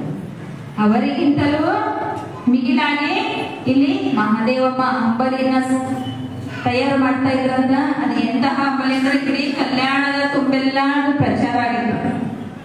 ಇಡೀ ಕಲ್ಯಾಣದ ತುಂಬ ಎಲ್ಲ ಮಹಾದೇವಮ್ಮನವರ ಅಂಬಲಿ ಪ್ರಚಾರ ಆಗಿತ್ತಂತ. ಇದನ್ನ ಕೇಳಿ ಬಸವಣ್ಣವರಿಗೆ ಏನಾಯ್ತಂತ, ಅರೆ ನಾನು ಹೋಗ್ಬೇಕಲ್ಲ, ಹೆಂಗಾರ ಮಾಡಿ ಅವ್ರ ಮನೆಗೆ ಹೋಗಿ ಅಂಬಲಿಯ ಸವಿಯನ್ನ ನೋಡಿ ಬರ್ಬೇಕು, ಅಂಬಲಿಯ ಸವಿಯನ್ನ ನೋಡಿ ಬರ್ಬೇಕು ಅಂತ ಏನ್ ಮಾಡಿದ್ರಂದ್ರ ಹೋದ್ರು. ಹೋದಾಗ ಇಬ್ರು ಶರಣ ದಂಪತಿಗಳಿಗೆ ಖುಷಿನೋ ಖುಷಿ, ಅಯ್ಯೋ ಅಂತಹ ದೊಡ್ಡ ಭಕ್ತಿ ಭಂಡಾರಿ ನಮ್ಮ ಮನೆಗೆ ಬಂದಾರಲ್ಲ ಅಂತ ಆಧಾರದಿಂದ ಪಾದ ಪೂಜೆಯನ್ನ ಮಾಡಿ ಅವರಿಗೆ ಅಂಬಲಿಯನ್ನು ಸವಿಯಲಿಕ್ಕೆ ಕೊಟ್ಟರು. ಬಸವಣ್ಣನವರು ಅಂಬಲಿಯನ್ನ ಸವಿಯಲಿಕ್ಕೆ ಕಾತುರರಾಗಿದ್ದರು. ಬಸವಣ್ಣನವರು ಅಂಬಲಿಯನ್ನ ಸವಿಯಲಿಕ್ಕೆ ಕಾತುರರಾಗಿ ಕುಳಿತು ಅಂಬಲಿಯನ್ನ ಸವಿಯಲಿಕ್ಕೆ ಶುರು ಮಾಡ್ತಾರೆ. ಅಂಬಲಿಯನ್ನ ಸವಿಯಲಿಕ್ಕೆ ಶುರು ಮಾಡಿದಾಗ ಆ ಅಂಬಲಿಯ ಸವಿ ಅವರನ್ನ ಸ್ವರ್ಗಕ್ಕೆ ಕರ್ಕೊಂಡು ಹೋಗ್ತಾರೆ. ಅಂಬಲಿಯ ಸವಿ ಸ್ವರ್ಗಕ್ಕೆ ಕರ್ಕೊಂಡು ಹೋಗೋರು ಏನ್ ಮಾಡ್ತಾರಂದ್ರ ಅವರಿಬ್ಬರಿಗೆ ಆಶೀರ್ವಾದವನ್ನ ಮಾಡ್ತಾರೆ. ಒಳ್ಳೆಯ ಶರಣ ದಂಪತಿಗಳಾಗಿ ನೀವು ಬಾಳ್ರಿ. ಆದ್ರೆ ಮನದಲ್ಲಿ ಅವರಿಗೆ ಏನೋ ಒಂದು ನೋವಿತ್ತು. ಅಂತಹ ದೊಡ್ಡ ಭೂಪಾಲ, ಅಂತಹ ದೊಡ್ಡ ಮಹಾರಾಣಿ ಕಲ್ಯಾಣದಲ್ಲಿ ಬಂದು ಬಹಳ ಕಷ್ಟ ಪಡ್ತಾ ಇದ್ದಾರಲ್ಲ ಅಂತ ಹೋಗುವಾಗ ಏನ್ ಮಾಡಿದಂದ್ರ ಅವರ ದೇವರ ಕೋಣೆಯಲ್ಲಿ 2 ಬಂಗಾರದ ನಾಣ್ಯಗಳು ತುಂಬಿರುವಂತ ಚೀಲಗಳು ಇಟ್ಟು ಹೋದರು.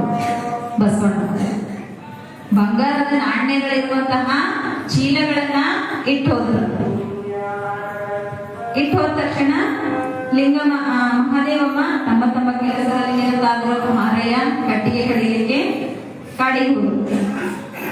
ಇಲ್ಲಿ ಮಹಾದೇವಮ್ಮ ಮನೆಯನ್ನೆಲ್ಲ ಓಡಾಡಿ ನೋಡಿದಳು. ದೇವರ ಕೋಣೆಯಲ್ಲಿ 2 ಹೊನ್ನಿನ ಚೀಲಗಳು ಕಂಡು. ಯಾರಿಟ್ಟಿರ್ಬೋದು ಗೊತ್ತಾಯ್ತು. ಬಸವಣ್ಣನವರೇ ಇಟ್ಟು ಹೋಗ್ಯಾರ. ಅವ್ರು ಏನಾದ್ರು ಮನಸ್ಸಿನಾಗ ಏನ್ ತಿಳ್ಕೊಂಡು ಇಟ್ಟು ಹೋಗ್ಯಾರ ಅಂತೇಳಿ ಮಾರಯ್ಯ ತನ್ನ ಕಾಯಕವನ್ನ ಮುಗಿಸಿ ಮನೆಗೆ ಬಂದಾಗ ಗಂಡನಿಗೆ ವಿಷಯವನ್ನ ತಿಳಿಸ್ತಾರೆ. ಈ ರೀತಿಯಾಗಿ 2 ಹೊನ್ನಿನ ಚೀಲಗಳು ಕಾಣಿಸ್ತಾ ಇದೆಯಲ್ಲ, ಯಾರಿಟ್ಟಿರ್ಬೋದು? ಮಾರಯ್ಯನಿಗೆ ಏನಿಸ್ತದ, ಬಹಳ ತಪ್ಪ ಅನಿಸ್ತದ, ಸಿಟ್ಟು ಬಂದಂಗ ಆಗ್ತದ, ತಪ್ಪ ಅನಿಸ್ತದ. ಯಾಕೆ ಬಸವಣ್ಣನವರು ನಮ್ಗೆ ಈಗ ಪರೀಕ್ಷೆ ಮಾಡ್ಲತ್ತಾರ? ಇನ್ನು ನಮ್ಮಲ್ಲಿ ಆಸೆ ಅದ ಏನು ಅಂತ ತಿಳ್ಕೊಂಡಾರೇನೋ ಅವರು. ಇನ್ನೂ ನಮ್ಮಲ್ಲಿ ಆಸೆ ಅದ ಏನೋ ಅಂತ ತಿಳ್ಕೊಂಡಾರ, ನಮ್ಗೆ ಆಮಿಷ ತೋರಿಸ್ತಾ ಇದಾರೇನೋ ಅಂತ ತಿಳ್ಕೊಂಡು ಏನ್ ಮಾಡುದ ಮಾರಯ್ಯ ಮರುದಿವಸ ಮತ್ತೆ ಕಾಯಕವನ್ನ ಮುಗಿಸ್ಕೊಂಡು ಬಂದೆ. ಅದರಿಂದ ಜಂಗಮನ ಅಸಹವನ್ನ ಮುಗಿಸಿ ಮನೆಗೆ ಬಂದಂತಹ ಪ್ರತಿಯೊಬ್ಬ ಜಂಗಮರಿಗೆ ಆ ಹೊನ್ನಿನ ಚೀಲದಲ್ಲಿದ್ದಂತಹ ಬಂಗಾರದ ನಾಣ್ಯಗಳನ್ನೆಲ್ಲ ಹಂಚಿಬಿಟ್ರಂತ. ಇನ್ನೂ ಸಮಾಧಾನ ಆಗಿಲ್ಲ ಅವ್ರಿಗೆ. ಯಾರಿಗ? ಮಾರಯ್ಯನವ್ರು. ಇನ್ನೂ ಸಮಾಧಾನ ಆಗಿಲ್ಲ. ಕೊನೆಗೆ ಏನ್ ಮಾಡ್ತಾರ, ಅವ್ರೇನ್ ಕಟ್ಟಿಗೆಗಳನ್ನೆಲ್ಲ ಕಡ್ಕೊಂಡು ಬಂದು ಮನೆಯ ಮುಂದೆ ಹಾಕಿರ್ತಾರ. ಆ ಕಟ್ಟಿಗೆಗಳ ಮೇಲೆ ಜಂಗಮರ ಕಾಲನ್ನು ತೊಳೆದ ಪಾದದ ಕೈ ಏನಿರ್ತದ ಅದನ್ನ ತಂದು ಅದ್ರಗೆಲ್ಲ ಸಿಂಪಡಣೆ ಮಾಡ್ತಾರೆ. ಮಾಡಿದಾಗ ಏನಾಗ್ತದ, ಆ ಕಟ್ಟಿಗೆ ಹೊರೆಗಳೆಲ್ಲ ಹೋಗಿ ಬಂಗಾರದ ಹೊರೆ ಆಗ್ತದೆ. ಕಟ್ಟಿಗೆ ಹೊರೆ ಹೋಗಿ ಬಂಗಾರದ ಹೊರೆ ಆಗ್ತದ. ಅವಾಗ ಆ ಬಂಗಾರದ ಹೊರೆನ ಕಟ್ಟಿಗೆ ಬಂಗಾರ ಏನ್ ಮಾಡ್ತಾರಂತ ಅದನ್ನೆಲ್ಲ ಮುರಿದಿ ಪ್ರತಿಯೊಬ್ಬ ಜಂಗಮರಿಂದ ದಾಸೋಹ ಮಾಡ್ತಾರೆ. ಇಲ್ಲಿ ಏನ್ ನಡೀತದೆ, ಇಬ್ಬರ ನಡುವೆ ಆಸೆಗಾಗಿ ಆಸೆ ಅದೇನೋ ಇರ್ಬಲ್ಲಂತ ಅವ್ರು ಪರೀಕ್ಷೆ ಮಾಡ್ಲತ್ತರು. ನನ್ನಲ್ಲಿ ಆಸೆ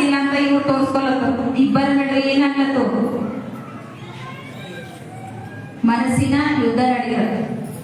ಕೊನೆಗೆ ಇವರಲ್ಲಿ ಯಾವುದೇ ರೀತಿಯ ಆಸೆ ಆಮಿಷಗಳು ಉಳಿದಿಲ್ಲ ಅಂತ ಬಸವಣ್ಣನವರಿಗೆ ತಿಳಿದು ಅವರ ಹತ್ತಿರ ಬಂದು, ನನ್ನಿಂದ ತಪ್ಪಾಯ್ತು ಮಾರಯ್ಯ, ನಿಮ್ಮಲ್ಲಿ ಏನಾದ್ರೂ ಒಂದಿಷ್ಟು ಆಸೆ ಉಳಿದೇನೋ ಅಂತ ತಿಳ್ಕೊಂಡು ನಾನು ಏನ್ ಮಾಡಿದೆ, ನಿಮ್ಗ ಈ ರೀತಿಯ ಕಷ್ಟ ನಿಮ್ಗೆ ಆಗ್ಬಾರ್ದು ಅಂತ ಹೇಳಿ ನಾನು ಈ ರೀತಿ ಮಾಡದೆ ಹೊರತು ನಿಮ್ಮನ್ನ ಯಾವುದೇ ರೀತಿಯಲ್ಲಿ ತೇಜೋವಧೆ ಮಾಡುವಂತಹ ಉದ್ದೇಶ ನನಗೆ ಇರಲಿಲ್ಲ ಅಂತ ಹೇಳ್ತಾರೆ. ಈ ರೀತಿಯಾಗಿ ಏನ್ ಮಾಡ್ತಾರ, ಬಸವಣ್ಣನವರು ಕಲ್ಯಾಣಕ್ಕೆ ಬಂದಂತಹ ಯಾವುದೇ ಶರಣರಾಗಲಿ, ಯಾವುದೇ ಶರಣ ದಂಪತಿಗಳಾಗಲಿ ಅವರಿಗೆ ಒಳ್ಳೆಯ ಮಾರ್ಗವನ್ನು ತೋರಿ, ಸನ್ಮಾರ್ಗವನ್ನು ತೋರುತ್ತಾ ಪ್ರತಿಯೊಬ್ಬ ಶರಣರನ್ನ ತಮ್ಮ ಜೊತೆ ಕರ್ಕೊಂಡು ಪ್ರತಿನಿತ್ಯ ಅನುಭವ ಮಂಟಪದಲ್ಲಿ ಕೂತ್ಕೊಂಡು ವಚನ ಗೋಷ್ಠಿಯನ್ನು ನಡೆಸಿ ತಮಗೆ ತಿಳಿದಂತಹ ಮಾತುಗಳನ್ನ, ತಮ್ಮ ಅನುಭವಕ್ಕೆ ಬಂದಂತಹ ಮಾತುಗಳನ್ನ ಏನ್ ಮಾಡ್ತಾರ, ವಚನದ ರೂಪದಲ್ಲಿ ಹೊರಹಾಕ್ತರು, ವಚನದ ರೂಪದಲ್ಲಿ ಹೊರಹಾಕ್ತರು. ಹಾಗಾಗಿ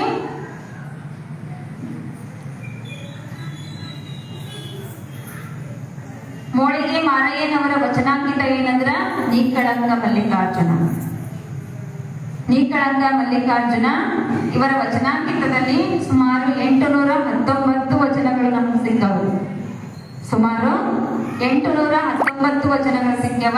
ಇವರ ಸತಿಯಾದಂತಹ ಮಹದೇವಮ್ಮನವರು ಅವರ ವಚನಾಂಕಿತ ಏನಂದ್ರ ಎನ್ನಯ್ಯ ಪ್ರಿಯ ಇಮ್ಮಡಿ ನೀಕಳಂಗ ಮಲ್ಲಿಕಾರ್ಜುನ. ಎನ್ನಯ್ಯ ಪ್ರಿಯ ಇಮ್ಮಡಿ ನೀಕಳಂಗ ಮಲ್ಲಿಕಾರ್ಜುನ ಎಂಬ ವಚನಾಂಕಿತದಲ್ಲಿ ಸುಮಾರು 70 ವಚನಗಳು ಸಿಕ್ಕವರು.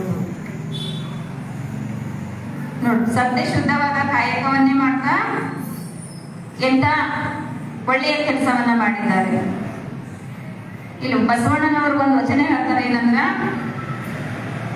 ಕೆಲವರು ಶರಣರು ಹಿಂಗಿರ್ತಾರ, ಕೆಲವು ಶರಣ ದಂಪತಿಗಳು ಹಿಂಗಿರ್ತಾರ, ಇನ್ನೂ ಕೆಲವು ದಂಪತಿಗಳು ಹೆಂಗಿರ್ತಾರ ಅಂದ್ರ ಗಂಡ ಶಿವದೇವರ ಭಕ್ತ, ಗಂಡ ಶಿವದೇವರ ಭಕ್ತ, ಹೆಂಡತಿ ಮಾರಿ ಮಸಣೆಯ ಭಕ್ತಿ. ಗಂಡ ಶಿವದೇವರ ಭಕ್ತ, ಹೆಂಡತಿ ಮಾರಿ ಮಸಣೆಯ ಭಕ್ತಿ. ಗಂಡ ಕೊಂಬುದು ಪಾದೋದಕ ಪ್ರಸಾದ, ಹೆಂಡತಿ ಕೊಂಬುದು ಸುರೆ ಮಾಂಸ. ಬಾಂಡ ಭಾಜನ ಶುದ್ಧವಿಲ್ಲದವರ ಭಕ್ತಿ, ಹೆಂಡದ ಮಡಕೆಯ ಹೊರಗೆ ತೊಳೆದಂತೆ ಕೂಡಲ ಸಂಗಮ ದೇವ.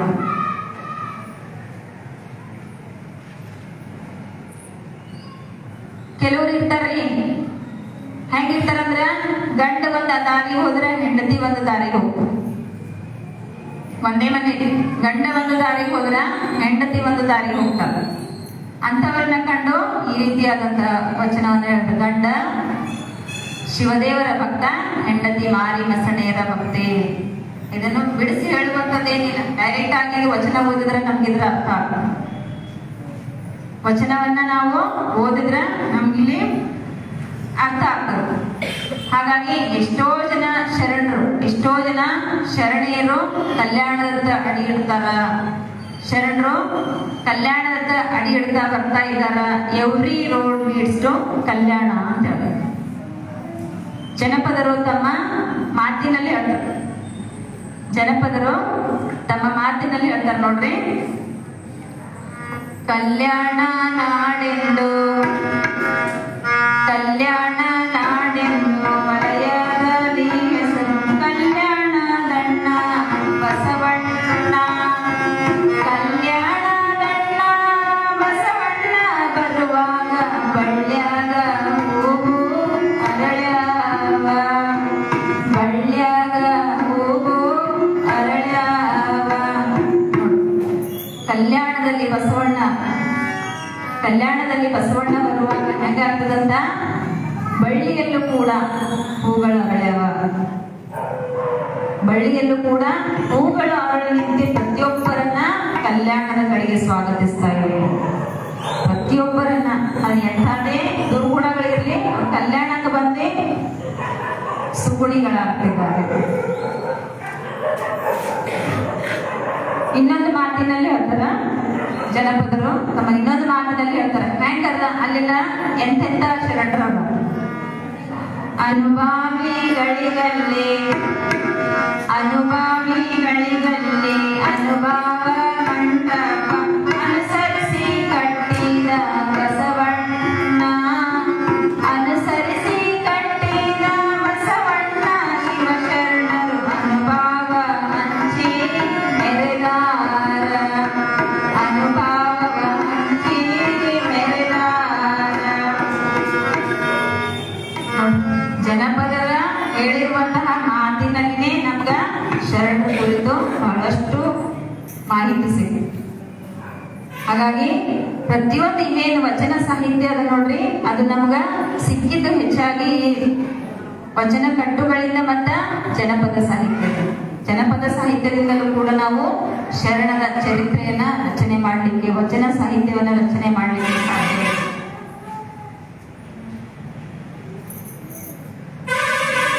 ಶರಣ ದಂಪತಿಗಳು ಪ್ರತಿನಿತ್ಯ ಕಲ್ಯಾಣದಲ್ಲಿ ತಾವು ಇಡೀ ದಿವಸ ಕಷ್ಟಪಟ್ಟು ಕೆಲಸ ಮಾಡಿ ಅದರ ದಣಿವನ್ನ ನೀಗಿಸ್ಕೊಲಿಕ್ಕೆ ಎಲ್ಲಿ ಹೋಗ್ತಾ ಇದ್ರು ಅಂದ್ರೆ ಅನುಭವ ಮಂಟಪಕ್ಕೆ ಹೋಗ್ತಾ ಇದ್ರು. ಅಲ್ಲೆಲ್ಲ ಒಬ್ಬರದೊಬ್ಬರು ಮುಖ ನೋಡ್ಕೊಂಡ್ರ ಏನಂದ್ರ ತಮಗೆಲ್ಲ ಆಗಿದ್ದೆಲ್ಲ ಆಯಾಸವನ್ನೆಲ್ಲ ಅಲ್ಲಿ ಬರಿತಾ ಇದ್ರು. ಯಾಕಂದ್ರ ಹ್ಯಾಂಗ ನಾವು ಕೆಲವರಿಗೆ ಮನಸ್ಸಿನ ಮಾತುಗಳೇ ಹೇಳ್ತೇವೆ, ಎಲ್ಲರಿಗೂ ಹೇಳಲ್ಲ. ಮನಸ್ಸಿನ ಮಾತುಗಳನ್ನ ಎಲ್ಲರಿಗೂ ಹೇಳಲ್ಲ ನಾವು, ನಮಗೆ ಮನಸ್ಸಿಗೆ ಹತ್ತಿರ ಆದವರಿಗೆ ಮಾತ್ರ ಹೇಳ್ತೇವೆ. ಅದ್ರಲ್ಲಿ ಎಲ್ಲಾ ಶರಣರು ಒಬ್ರದೊಬ್ರು ಹತ್ರ ಇದ್ದವ್ರೆ. ಮನಸ್ಸಿನ ಮಾತುಗಳು ಯಾವ್ರಿ? ವಚನಗಳು. ಮನಸ್ಸಿನ ಮಾತುಗಳು ಯಾವ? ವಚನಗಳೇ. ಆ ವಚನಗಳನ್ನ ಏನ್ ಮಾಡ್ತಾ ಇದ್ರು? ಬರ್ದು ತಮ್ಮಲ್ಲಿರುವಂತಹ ಮನಸ್ಸಿನ ಭಾರವನ್ನೆಲ್ಲ ಕಳೆದುಕೊಳ್ತಾ ಇದ್ರು. ಚನ್ನಬಸವಣ್ಣನವರು ಪ್ರತಿಯೊಂದು ವಚನಗಳನ್ನ ವಿಮರ್ಶೆ ಮಾಡಿ ಅವುಗಳಿಗೆ ಏನ್ ಹಾಕ್ತಿದ್ರು ಅಂದ್ರೆ ಸೀಲ್ ಹಾಕೊಡ್ತಿದ್ರು. ಹಂಗ ನಾವು ಆಫೀಸ್ ಏನಾದ್ರು ಕೆಲಸ ಇದ್ರ ಹೆಡ್ ಇದ್ದವ್ರದ್ದು ಸೀಲ್ ತಗೋತೇವಲ್ಲ, ಸೀಲು ಸಿಗ್ನೇಚರ್, ಹಂಗ ಅಲ್ಲಿ ಹೆಡ್ ಯಾರಿದ್ರು ಅಂದ್ರೆ ಚನ್ನಬಸವಣ್ಣ. ಮೊನ್ನೆ ನಾವು ಕೇಳಿದೆವು ಚನ್ನಬಸವಣ್ಣನವರು ಎಷ್ಟು ವರ್ಷದವರಿದ್ರು? ಕೇವಲ 21 ವರ್ಷದವರಿದ್ದಾಗನೇ ಅವರು ಐಕ್ಯರಾದರು. 21 ವರ್ಷದವರಿದ್ದವರಿಗೆ ಎಷ್ಟು ಅರಿವಿರ್ಬೋದು ನೀವೇ ವಿಚಾರ ಮಾಡಿ. 21 ವರ್ಷದವರಿಗ ಎಷ್ಟೊಂದು ಜ್ಞಾನ ಇರ್ಬೋದು. ಅವರಿಗೆ ಚಿನ್ಮಯ ಜ್ಞಾನಿ ಅಂತ ಕರೆದರು. ಷಟಸ್ಥಲ ಚಕ್ರವರ್ತಿ ಅಂತ ಕರೆದರು. ಇವೆಲ್ಲ ಬಿರುದುಗಳು ಬರ್ಬೇಕಾದ್ರೆ ಸುಮ್ಮನೆ ಬರಲ್ಲ. ಅವ್ರು ಮಾಡಿದಂತಹ ಸಾಧನೆಯ ಆಧಾರದ ಮೇಲೆ ಅವರಿಗೆ ಹೆಸರುಗಳು ಬಂದವ. ಪ್ರತಿಯೊಬ್ಬ ಶರಣರು ತಮ್ಮದೇ ಆದಂತಹ ಕಾಯಕವನ್ನ ಮಾಡಿ ಅದರಿಂದ ಅವರು ಏನ್ ಮಾಡಿದ್ರ ಗುರುತಿಸಿಕೊಂಡಿದ್ದಾರೆ. ತಮ್ಮದೇ ಆದಂತಹ ಕೆಲಸವನ್ನ ಮಾಡಿ ಗುರುತಿಸಿಕೊಂಡಿದ್ದಾರೆ. ಆದ್ರೆ ನಾವಿವಾಗೆಲ್ಲ ಏನ್ ಮಾಡ್ತಿದ್ದೇವೆ? ಈ ಜನಾಂಗದವರು ಈ ಶರಣರು, ಈ ಜನಾಂಗದವ್ರದ್ದು ಈ ಶರಣರು ಹೀಗ್ ಮಾಡ್ತಾ ಇದ್ದಾರೆ. ಅಲ್ಲ, ಎಲ್ಲಾ ಶರಣರು ಎಲ್ಲರಿಗೂ ಬೇಕಾದವರು. ಎಲ್ಲಾ ಶರಣರು ಎಲ್ಲರಿಗೂ ಬೇಕಾದವರು. ಇವಾಗೂ ನಾವೆಲ್ಲ ಭೇದ ಭಾವ ಮಾಡುವುದು ಸರಿಯಲ್ಲ. ಭೇದ ಭಾವ ಮಾಡುವುದು ಸರಿಯಲ್ಲ. ಯಾಕಂದ್ರ ಪ್ರತಿಯೊಬ್ಬ ಶರಣರು ಅವ್ರ ಕಾಯಕದ ಆಧಾರದ ಮೇಲೆ ಅವ್ರೀಗ ಹೆಸರುಗಳು ಬಂದವು. ಈಗ ನಮ್ಗೆಲ್ಲ ನಿಮ್ಗೆಲ್ಲ ಏನವ ಅಂದ್ರ ಅಡ್ಡ ಹೆಸರುಗಳು. ಯಾವುದೋ ಊರಿಂದ ಬಂದಿರ್ತೇವು, ಯಾವುದೋ ಕೆಲಸ ಮಾಡ್ತೇವು, ಅವುಗಳ ಆಧಾರದ ಮೇಲೆ ನಮ್ಗೇನ್ ಬರ್ತಾವ? ಅಡ್ಡ ಹೆಸರುಗಳು ಬಂದಿರ್ತಾವ. ಹಾಗ ಅವ್ರಿಗೂ ಕೂಡ ಏನ್ ಬಂದವ? ಶರಣರ ಕಾಯಕದ ಆಧಾರದ ಮೇಲೆನೆ ಅವರಿಗೆ ಹೆಸರುಗಳು ಬಂದ.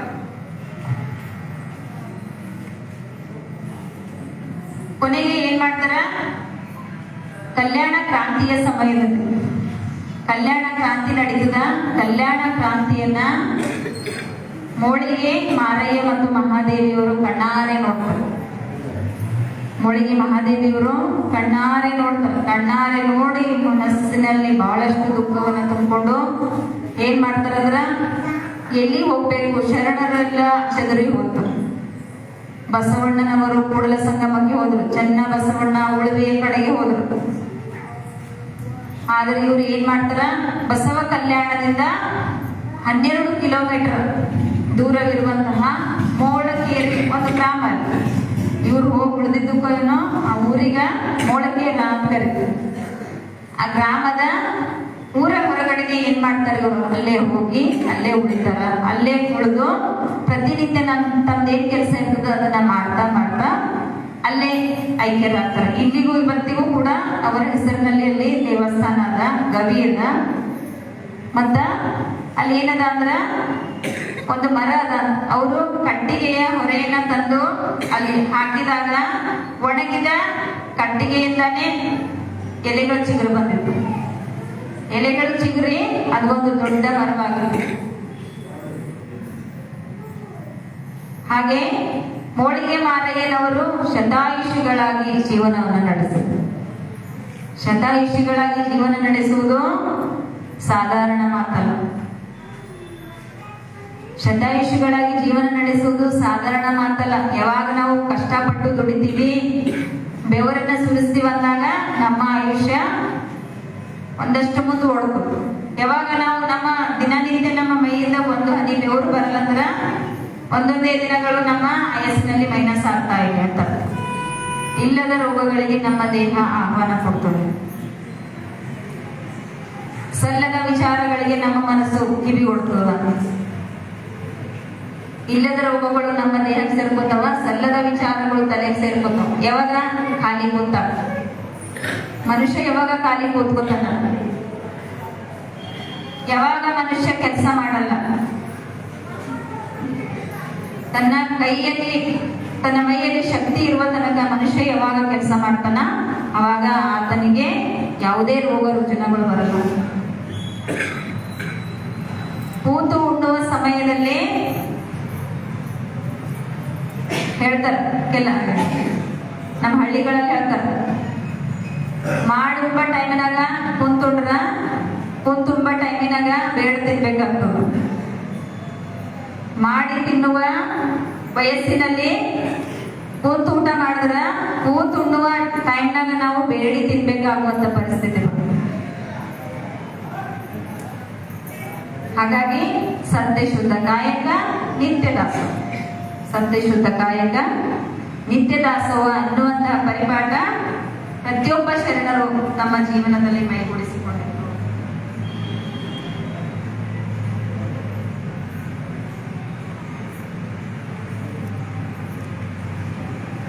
ಕೊನೆಯಲ್ಲಿ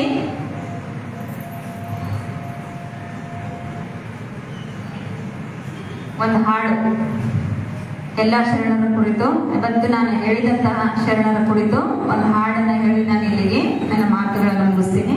ಒಂದು ಹಾಡು.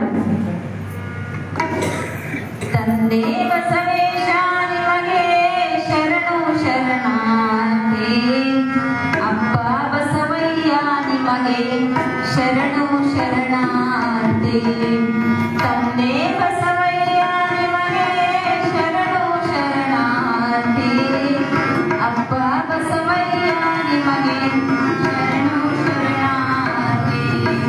ಶಿವನ ಶಕ್ತಿ ಧರೆಗೆ ಹರಿದು ಬರದಿ ಬರುವ ತೆರದಿ, ಶಿವನ ಶಕ್ತಿ ಧರೆಗೆ ಹರಿದು ಬರದಿ ಬರುವ ತೆರದಿ, ವಚನ ಸಾಹಿತ್ಯವೆಂಬ ಹೊಳೆಯನ್ನು ಹರಿಸಿ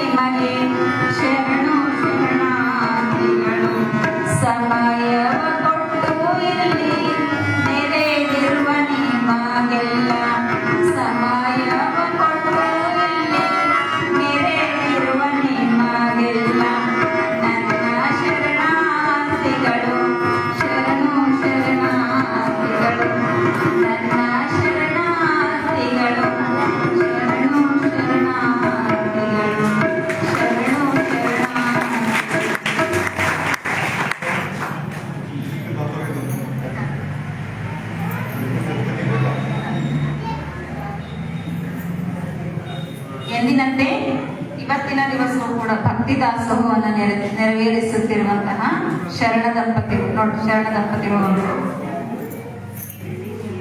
ಭಕ್ತಿ ದಾಸೋಹವನ್ನು ನೆರವೇರಿಸುತ್ತಿರುವಂತಹ ಶರಣ ದಂಪತಿಗಳಾದ ಶರಣ ರಾಮಲಿಂಗ ಸತಿಪತಿ ಇಬ್ಬರು ಬರಬೇಕು. ಸ್ವೀಟ್ ಹೌಸ್ ಸಂಪೂರ್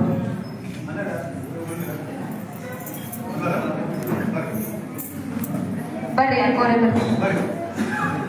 ಸತಿಪತಿಗಳ ಒಂದಾದ ಭಕ್ತಿ ಶುದ್ಧವಾಗಿರುವುದು ಶಿವನಿಗೆ ಎಂಬ ಮಾತಿನಂತೆ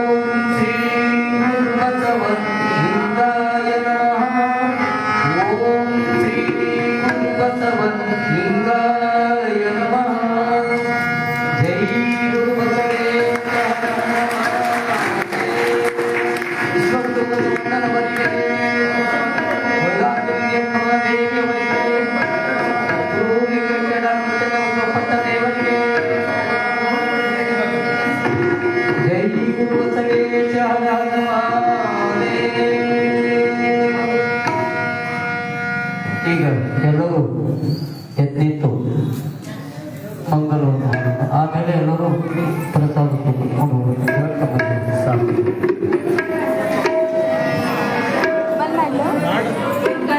ಒಂದು ವಚನ ಪಠಣ. ಓಂ ಶ್ರೀ ಗುರು ಬಸವಲಿಂಗಾಯನ. ಓಂ ಶ್ರೀ ಗುರು ಬಸವಲಿಂಗಾಯನ. ಕರಬೇಡ ಕೊಲಬೇಡ, ಉಜಿಯ ನುಡಿಯಲು ಬೇಡ, ಅದರಲ್ಲಿ ಅಸಹ್ಯ ಪಡಬೇಡ, ತಂಡ ಪಟ್ಟಿಸಬೇಡ, ಇದೇ ಅಳೆಯಲು ಬೇಡ, ಇದೇ ತನಕ ಶುದ್ಧಿ, ಇದೇ ಬಹಿರಂಗ ಶುದ್ಧಿ, ಇದೇ ನಮ್ಮ ಪೂರ್ಣ ಸಂಗಮದ ದೇವರ ವಹಿಸುವ ಪರಿ.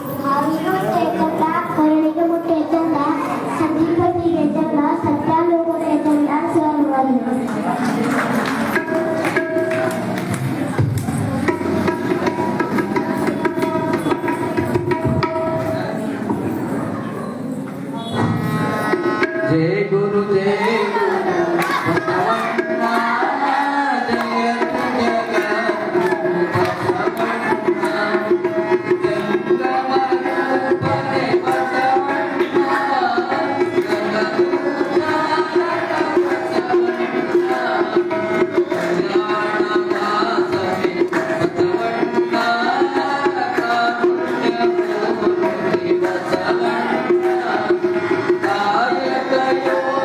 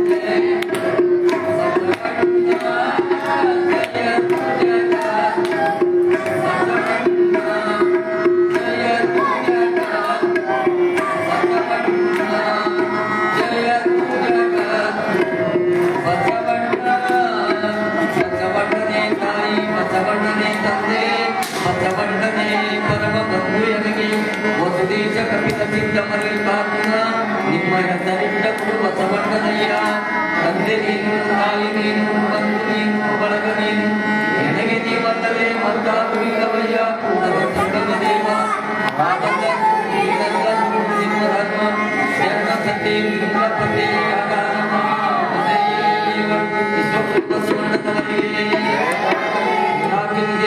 ದೇವಿಯವರಿಗೆ